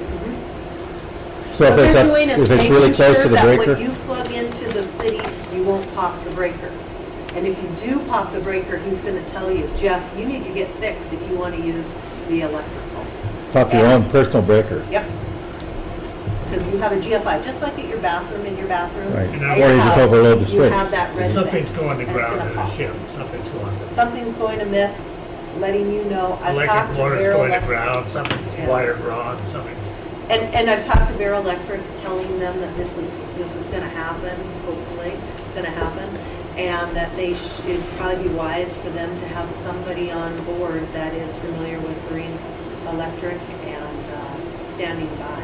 Because I can imagine, Mark has done this before for other harbors, he says roughly 30% of your clientele has probably got something screwed up. And not that they know it, but they just So- have their electrical system. So they not continue to down. operate and there's something flawed in the system? Yeah. But And it still works? yeah, it still works. And it will not work with this GFI. Oh, with the new harbor? It will not work. Well, So then they will know. they will know. But to So we don't need to save spend them- 17 grand, but we might want to do that individually. Yeah, I think we do. It would actually, I think, help with a lot of people in their zinc issues, a lot of people that look to the harbor when they, Stray juice. have a little issue or that kind of thing. It just covers our bases. It's a good faith where we can afford it. It's gonna come out of the North Harbor money, which we've, got a little bit of slush there, so. Anyway, that's what this is about. Just kind of extending. So, right, that's probably a good idea. Yeah, In order to change the South Harbor to be like the North Harbor is going to be, yeah. is that a big deal electrically? It will when we go to rebuild the electrical. It's mandated by federal law now that Yeah. every harbor, marine harbor, we currently have it at the South Harbor grid, and it's awful. I run the extension cord from the South Harbor building because it will not go anywhere. And it comes back to power cords, it comes back to faulty equipment, it's just all sorts of things. But a lot of it is moisture based. And so, Okay. it's something that we probably, they're hoping that in 3-4 years after other harbors are built, they'll see the error of their ways and pull this requirement, but of course, we're right in the middle of it. Gloria, don't you have something there that you plug into the box and then you add your cord to it that gives you that same sort of test? Yep. How much each one of those devices cost? $1,000. You're kidding. $1,000. It cost us. We had a fellow You mean- in Wrangell. For this little tool? But you have the little tool that Ben could do this? No. Why not? Well, individual boat owners can do that, can't they? Yeah, we do have So I that. could come grab it, Yeah. plug it in, and then plug mine in, and if it doesn't Well- blow, then I'm good. Or we hire somebody Yeah. to go use this thing, take them a week or two to go and check each guy's thing? That's what he's But we're plugging paying in this to guy do. $17,000 to do it?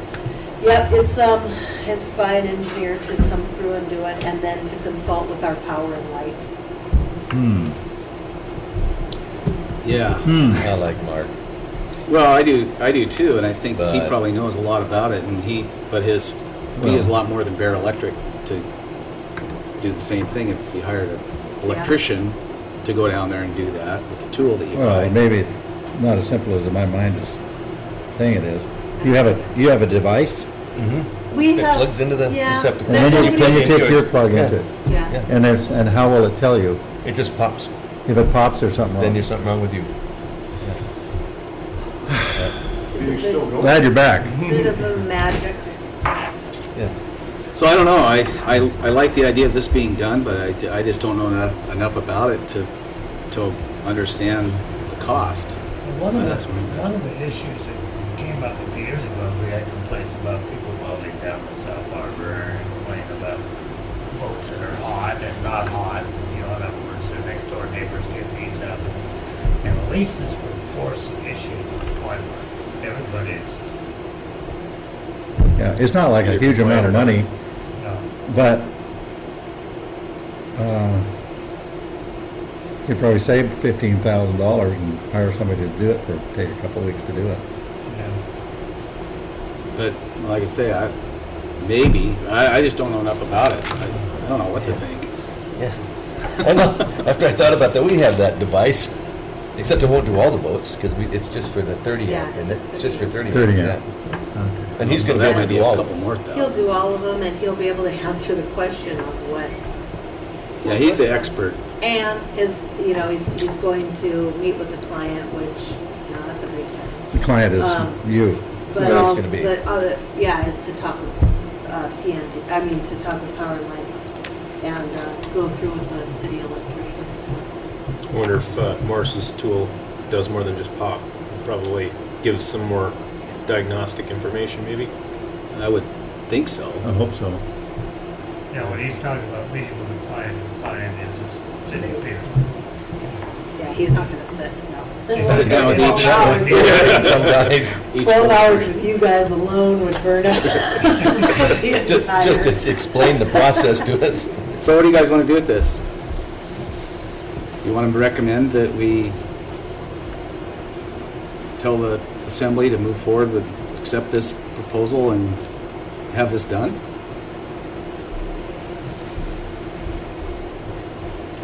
What happens if we don't do it? And they build it, people plug in, and it pops. They're gonna say, you built a broken harbor. And I'll say, I don't know. And I will say, go talk to Joe Nelson at Power and Light. And he will say, I don't have anybody that'll do that because I am not allowed to touch your boat Not at an all. electrician. What do you have this device for? Why did you buy it? We bought it to primarily make sure that guys are not throwing off electrical current. So you bought it for the purpose that we want to hire this guy for? No, what we bought it for is to protect the harbor from straight current. And I don't know enough about the gizmo, and I can't explain it to you other than. And it's only for 30 amp, not for the Right. bigger one. I know for for one of those 60 amp or 50 amp, 60 amp 208 3-phase plugins are almost $500. The plug-in. Yeah, just for the plug. I don't even know what I paid for the. $675. Oh, well, then you went, no. See, I don't even know what I paid for the 100 amper, but I'm sure it wasn't cheap. Well, if this is the road we're going down with this new type of electrical system, this probably is a good idea. But, it is a lot of money.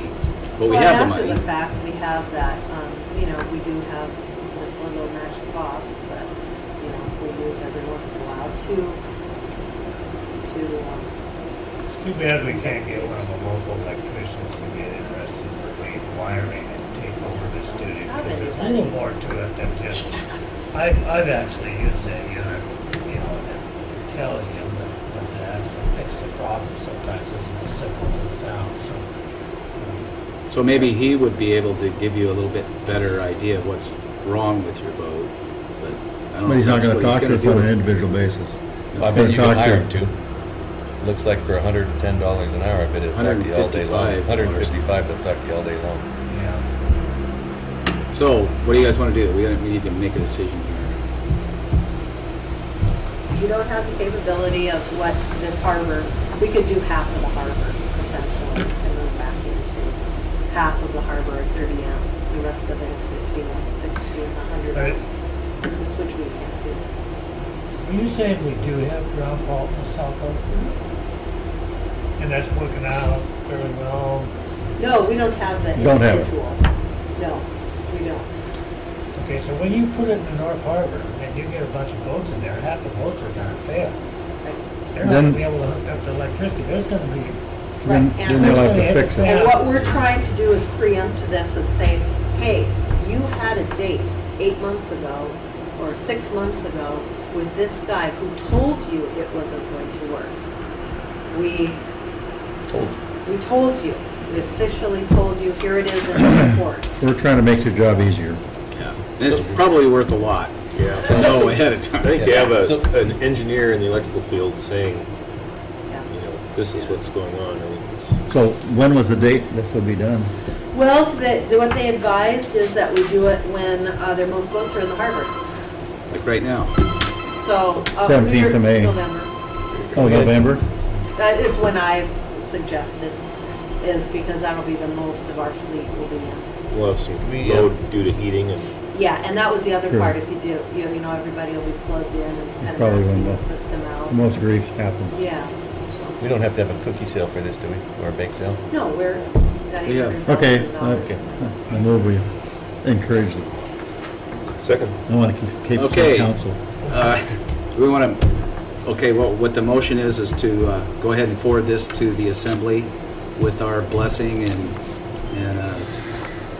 so it's been moved and seconded. So all those in favor, say aye. Aye. Opposed? No. So, okay, we're passed unanimously. It's going to go on to the council. And next on the agenda, Okay, is I want to get your blessing on these two mitigation infrastructure applications that I'm going to submit. I've been working a long time to get to this point. To try and apply for an application first for a troller work float. If you look at the second page of this, the application guide, it tells you kind of who's eligible. We would qualify under, on the second page, or is number 5 and number 6. So the troller work float would be eligible for $50,000 of a grant. And I've got the blessing, I've been talking to ATA on this, and they are willing to support this and actually brought it to my attention. And then for a $250,000 on the second one, which is a fish cleaning station. So if we go with the first one, the troller work float, what I propose is to salvage the existing transient float, which is 237 feet, and that was spelled out in the North Harbor bid. We'll take it off of the contractor's hand, they'll tow it over to the net float, and we'll go from there. And use 3 of the salvage pilings. We have 3 pilings left over from that project, steel pilings that I propose to use. This location off the end of the skiff float. We are, if you remember, we're going to pull out the skiff float while they're dredging and only put back half of the float. Currently, there are wood piles supporting that. We're going to replace them with the leftover steel pilings, but then we have 3 left over. So that's where I'm getting the salvage of 3 pilings. $50,000 available. I need to buy another piling. I have to hire a pile driver. Pile collars, I have Joseph Quixland providing an estimate for collars. And then we have to go purchase some saltwater splash, which is decking that is more marine grade friendly. And that was an estimate from our local guy here for about $5,000. Other materials, I've talked to John Parker to provide an estimate on putting this together. So hopefully I can, come up with this project under $50,000. Will the bow rails be pulled off? Yeah. So the third page, there is just kind of a basic drawing that I put together. The dash line signifies where the 10-foot float, the transient float, so you chunk that up into 4 pieces, put those together, redeck it, use existing bull rail, throw some pile collars on there and drug piling. And have a 40 by 40. Look at the size of this room here, again. What is it, like Trolling pole is 24 by 40 feet long. 40 by 50 And the though. point of this is ATA money, or this is mitigation money that's funneling through Alaska Troller Association. The point of this Huge. float is something that I'm hoping gill netters can use. Yeah. It'll be lightweight, it won't be something that we offer to seines or crab, float where they can stage crab pots. It'll be pretty strict, that's why it's also nice to have it real close to the office. A troller can tie up on the end and drop her poles and not get hung up in these pilings. And that's, what we hope to is to get away from having that addition that we put on the end of the net float that's kind of, hamstringing the That's a crane great dock. idea. We get guys getting mad at us for having that there, but we try and locate that there in the springtime when the guys are replacing their line and stuff on their float. Wonderful. So, anyway, that's that one. And then the second one is fish cleaning float project. I tried to work on this last year, so the first page is a bit dated. But I did go out and get P&D to weigh in on what a brand new float would be, because this isn't something that we're going to hodgepodge together using salvaged stuff, other than some pilings. So on the third page of that proposal is something that I went to the Sportfish guys and said, okay, you want a new float? How basic do you want it? What do you see on there? So what they've pretty much done is doubled the size of the existing plus a little. Using the same seats, the same tables, the same hanging rack, just to get double the space there. A structure. Also, I've contacted the Sportfish division of Fish and Game and said, hey, are there any freebies out there? And they offered up a fish cleaning station. So really, we're talking about a new dock, building a new float, and a couple new pilings. And is this with mitigation funds? Yes, and if you look back on the first page, or the second page actually, under the application guide, we qualify under 4A for $250,000 in grant money for infrastructure projects that provide a lasting benefit to sport, Chinook, salmon fishery under one or more of the following criteria. And it is under A, fish cleaning float improvements. So I there's talked to Stan this morning, he said Yes. there's a limited amount of money $250,000. per project, Right. and that it's in competition with Sitka, for instance. Okay. So, they get pretty specific, if you look at the up at number 1, they actually identify Baranof Island, Rainbow Island, or Prince of Wales. So they get pretty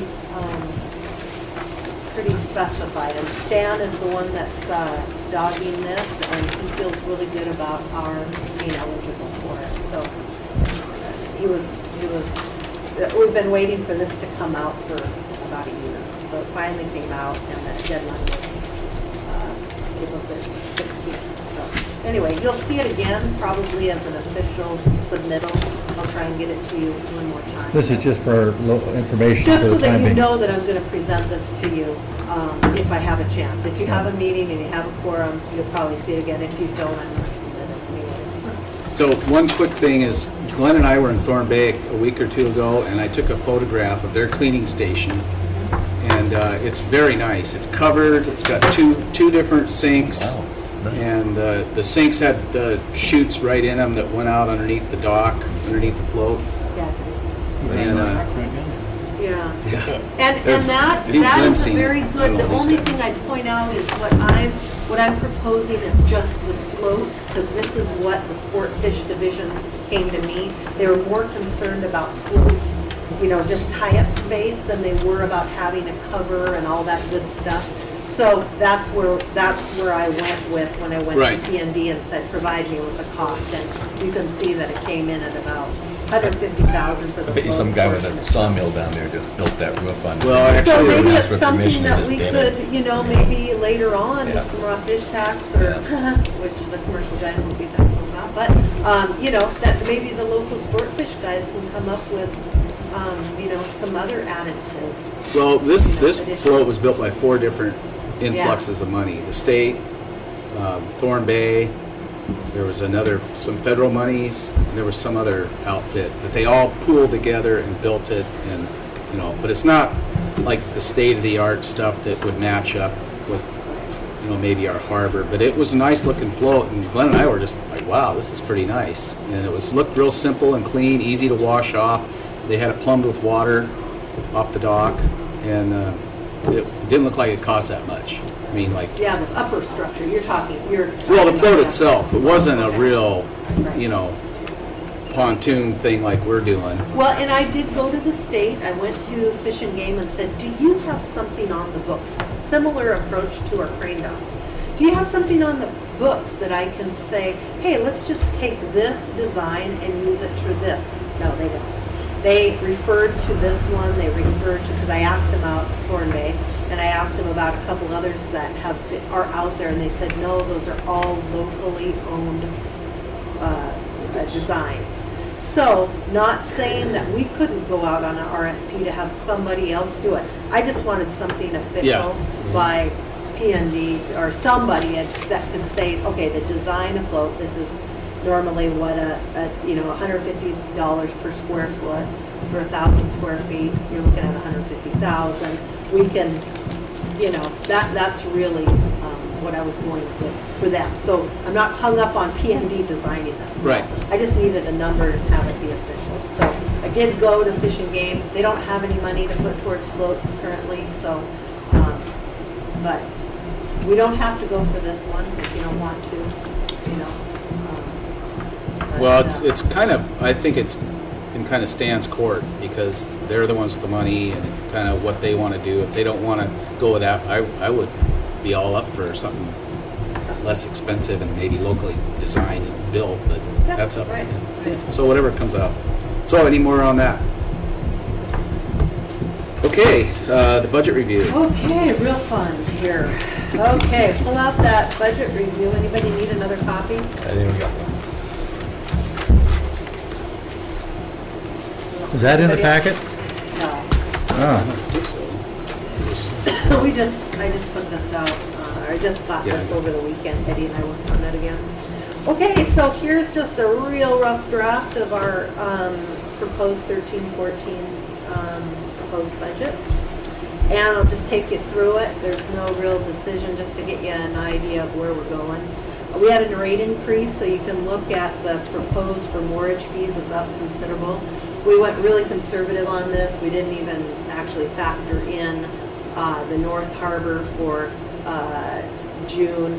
for July, and for July's, the people that are there that aren't going to move until we pull the plug. So it is pretty, it's a substantial rate increase that addresses that increase in the budget. Transient fee, just about the same. Live aboard, grid fees about the same. The launch fees, we couldn't raise the rate on launch fees because, again, we have this deal until 2016, an agreement with Fish and Game. We cannot do anything out there until it becomes a sunset on that project they did 10 years ago. Sunsets in 2016. So, but we are imposing on the second. We used to give the second launch ramp permit away for free. We're now going to say it costs you $15. So, raise a little bit. Tour ship moorage, we got our final numbers for that, we think. So Eddie actually calculated that out on this year's. That's quite a bit. Yeah, we have a few more That's really stock. good. Miscellaneous harbor charges, that just kind of all those little extras. So we hope it comes in higher, but Like pizza during a harbor board meeting? Yep, exactly. Seeing on here. Moorage fees, port moorage fees, we take that in under tour ship anymore, so we don't have that line item anymore, but it's on the actuals for past years, so it stays there until those years going. Port leases, last year's jump was because we got we got the ruling that the shipyard leases would be directed towards the harbor fund.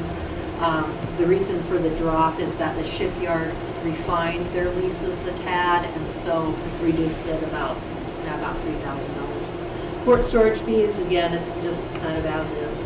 Other revenue, we haven't decided that, it's just miscellaneous things. Towing, power washer, all that kind of stuff. You jump down to the non-operating revenues, the PERS relief and the invested income, we'll get those numbers, but they're probably be about the same. In the subtotal, we didn't add it in, but you can see above those 2 grants, we have to track those somewhere, so those are in the budget, but they hopefully shouldn't cost us anything, so we didn't add that in your bottom line there. Interfund transfers, I'm estimating $150,000 this year, which is actually based on last year's income.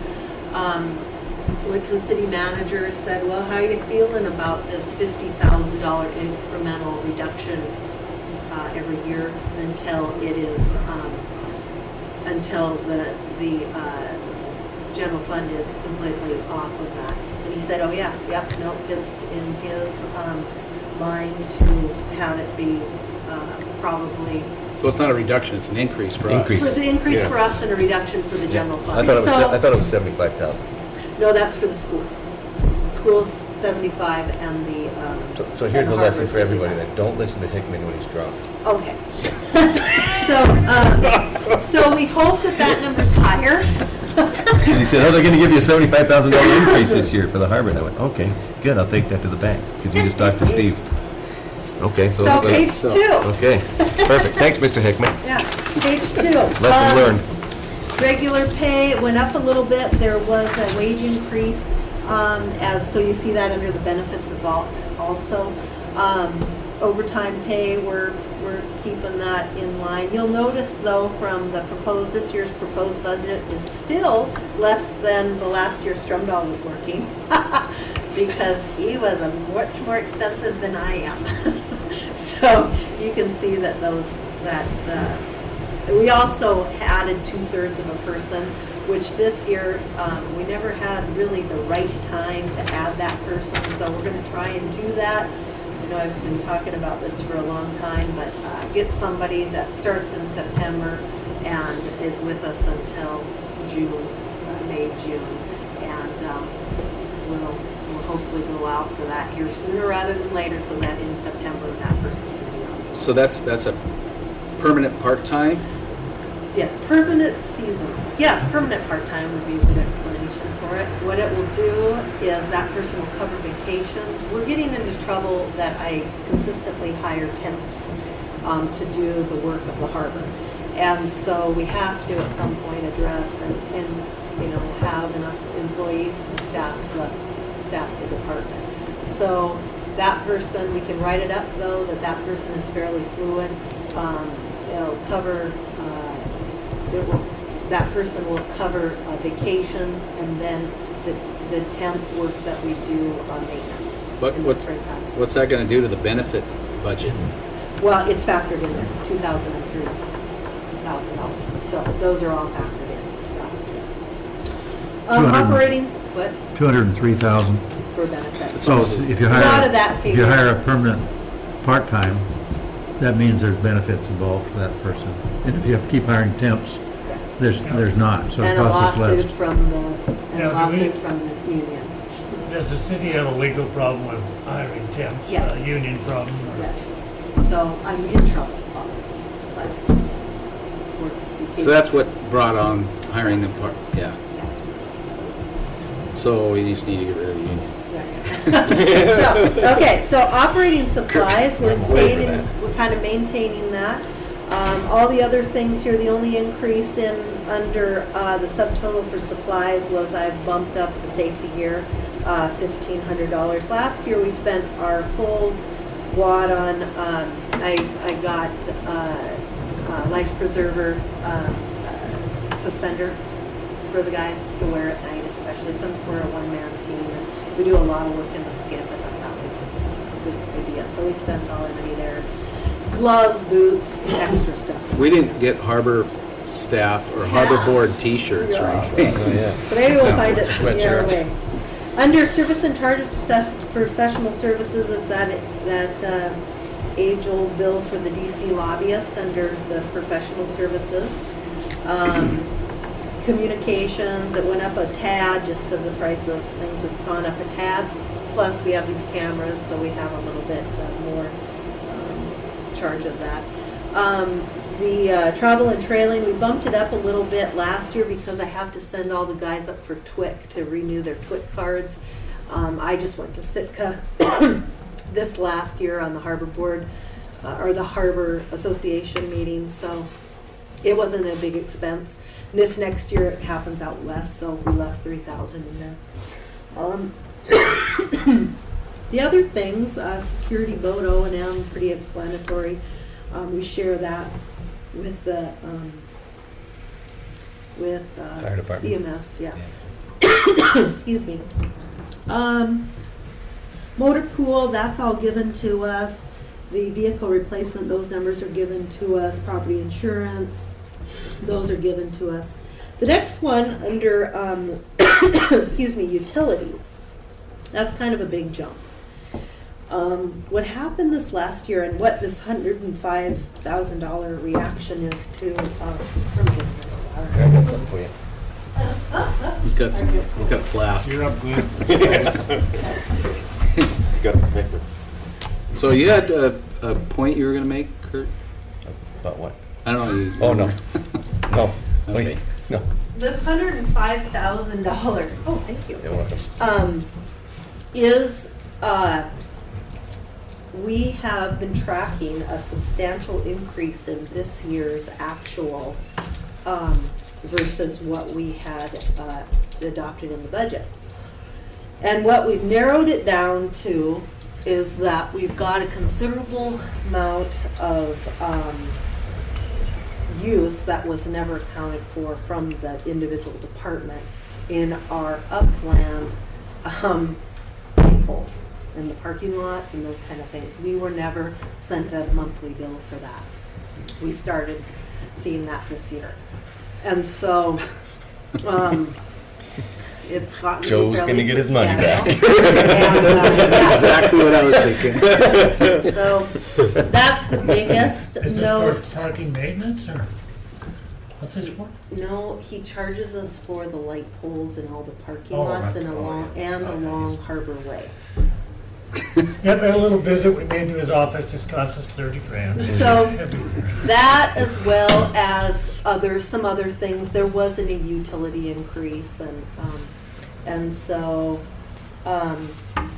we were hoping that that the utilities were gonna actually go down because our building is so well insulated now, but apparently it didn't factor in quite that much. So anyway, so we are, that's where that came in. But on the other hand, utility on the garbage side has been going down because of our cameras and other things, so. No kidding. So we bumped that down. Repair and maintenance, again, these harbors are ours, and so we just are doing a lot of preventative maintenance, and 25,000 seems to be. Is that about material the rate. cost, Glow, or is that manpower cost also? No. Just no material? manpower, most Just of it. material, okay. Yeah. I mean, every once in a while, we have to go out and get a specialist, but Mhm. most of it, the manpower's under regular pay. Okay. The overhead charges, that's what downstairs is doing on our behalf, and so that number is given to us. The credit card fee and the bad debt expense is just kind of based on past practice, and, you know, I don't know that 9,000 is where we should be. I think that we're going down in that. I try and Glow. stay on top of that. Glow. The overhead charge went up 20,000 in 13. What was that? What caused that?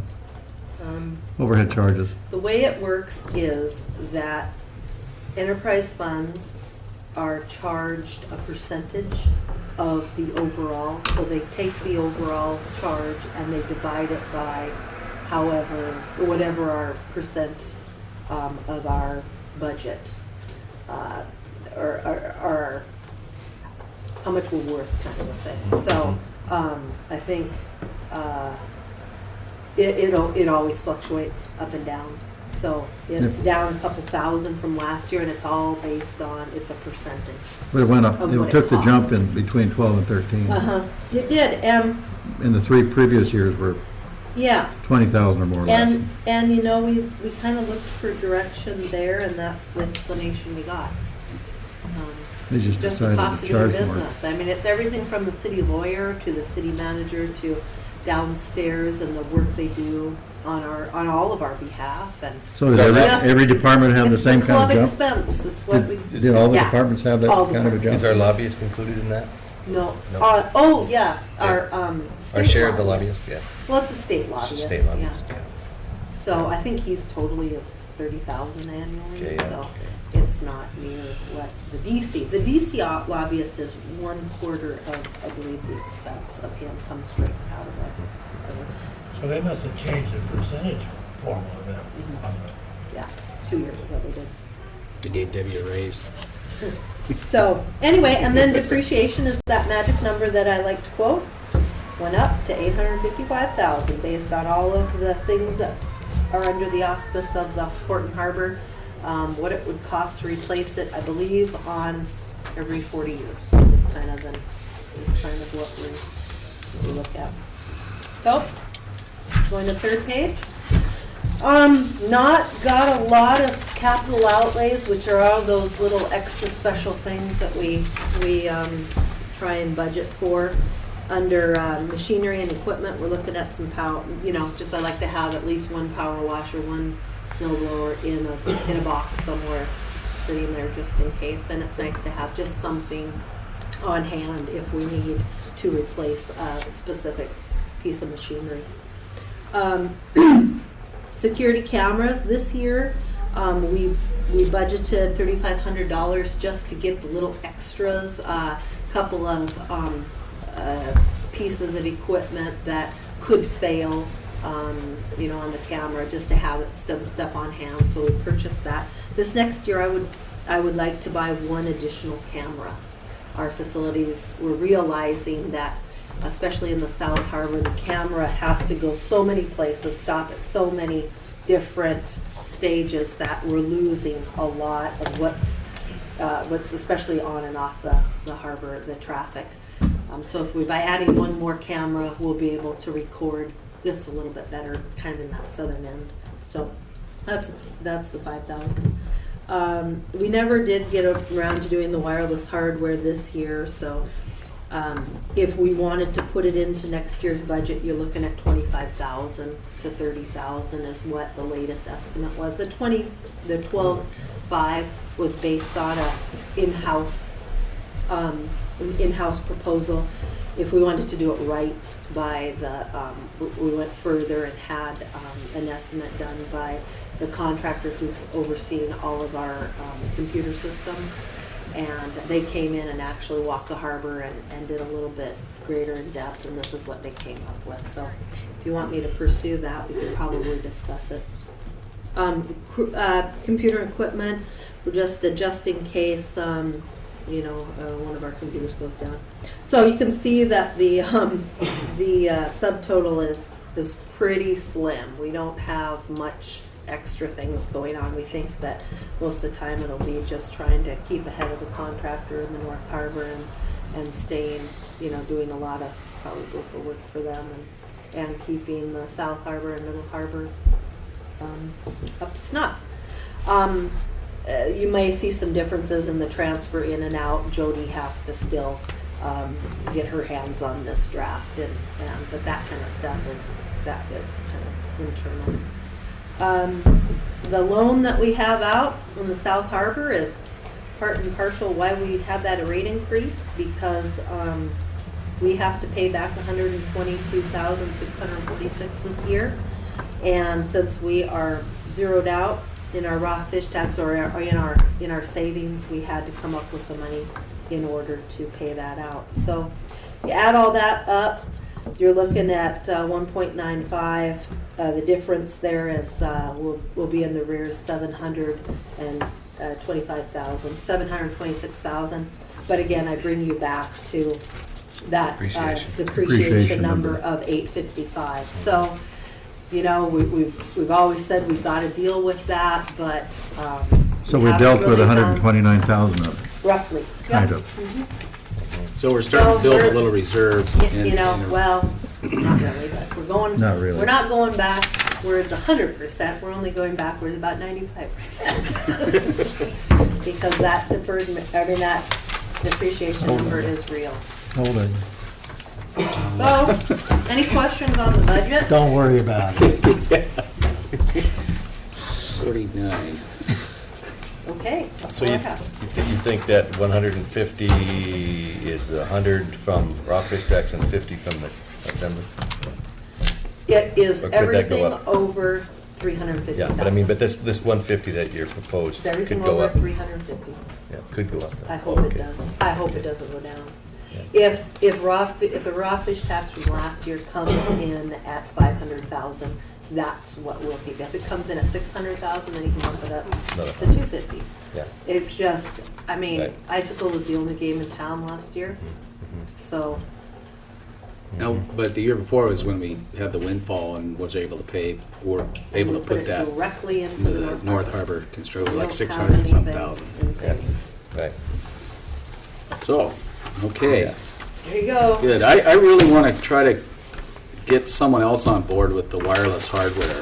I mean, all the other harbors are starting to really look at this, and something that we should offer, I think. You know, I mean, we have a really poor system in place by a local vendor, and it just, I don't know who else would be able to invest Well, in it. if we did it personally, what we would do is propose that we would go through and throughout the harbor system, we would put wireless transmitters. What AT&T is doing is essentially what our local or our in-house person suggested, except he wanted to go with a higher antenna and to cover much more of the harbor, proper. What's happening now is AT&T is on a pretty low structure, and so that their wingspan just doesn't get out far enough. And they don't, I mean, I send people up there daily to complain, and we got what we got. So if we want Yeah. anything better, we're probably gonna have to do it ourselves. So initially 30,000, and then annually probably $1,000, and We don't have that yeah. kind of money. Okay, anything else on the budget? Okay, Kurt, you had, Okay, in our assembly packet, we got this, I'll make this real quick too, because we got this letter from Dan LaForce, he's a general contractor at T Harbor Construction. Anyway, this is the premise of this whole note here. It said, I propose to you that Papke's Landing, see Figure 1, becomes an important poster child of what the new borough can do to make a significant improvement in the day-to-day lives of the people who live on South Kupanoff Island, Duncan Canal, and residents on Midcoff Island that are inaccessible by road. These are permanent homes or cabin owners who are now part of the new expanded tax base of the borough. He mentions that tax base several times. Anyway, there's a bunch of pictures here of the dilapidation of Papke's Landing, all that stuff. And we had a conversation with the guy from DOT here about 3 days after we became a borough. And one of the things that he suggested to us, that maybe one of the routes we could take, is that the state maintains that dock, or retains ownership on the dock, and then has total liability on that dock, and then he contracts us to maintain it up to like the first 5,000, and then the state would come in and fix the rest of it. And at the time, I thought that would be the way for us to go. But now that, I don't know if we've had that conversation or not anymore, but the issue's been brought before the assembly tonight, so I'm hoping that I can let them know that we haven't heard anything from the DOT other than that little informal meeting he had in the Harbor Shack with us. Yeah, and realistically, they're open to getting rid of the on-site dealing with these kind of outlying structures. So they've done a recent inventory of all of the state-owned facilities within our borough, of course. He's been out and about checking all of them. And I requested from Mike a kind of a like what you're talking about, an actual detailed inspection report on each one of those, so we know what we're getting. If we decide to take it up, it'll be the same conversation that we had with all the other deferred maintenance projects. Realistically, where do you want to go with this? The state sounds like they're softening a little bit of their angle. With the harbors, it was take it or leave it. Here's money. We negotiated up a tad than what they originally, if you remember the North Harbor, they want to give us $900,000 and be done with it. And we said, absolutely not. We said, okay, final offer is $2.4 million. We don't care. We're washing our hands of it. Sounds like with Kurt's conversation with Mike, maybe they're not quite as hard line about it. I would be surprised at that. They really want to get out of it. They don't want to own these things. They want to either build them brand new like they've done in the South Harbor, put it up to snuff, give us the title to it, walk away, never want to hear from us again. Or they want to give us the money and let us figure out how you want to take that money and But then also give us rebuild your- it yeah. or build a different design. I mean, this LaForce is full of all sorts of ways to make it better. So the state isn't going to pay for that. They're going to pay for existing. Well, I from personal experience, I did a lot of dive work on that float, and it needs to be replaced. It's got unbelievable amount. I put a lot of flotation under it, and the lumber is rotted. It needs to be replaced. I would suggest that the city didn't have anything to do with it unless they replace it. That's my feeling. And the people out there, they want it. They don't necessarily, or this fellow especially, he didn't want it necessarily replaced as in. He had suggestions on how to improve it. Yeah, that would be great. That he would probably be those people should have some kind of say in what the design is, but I don't think the city or the borough wants to take that on as their own unless the state comes up with replacement monies. Well, I'm going to defer that to you guys. Come up with a recommendation. I value your input. Trust your judgment. You switch sides and No. turn into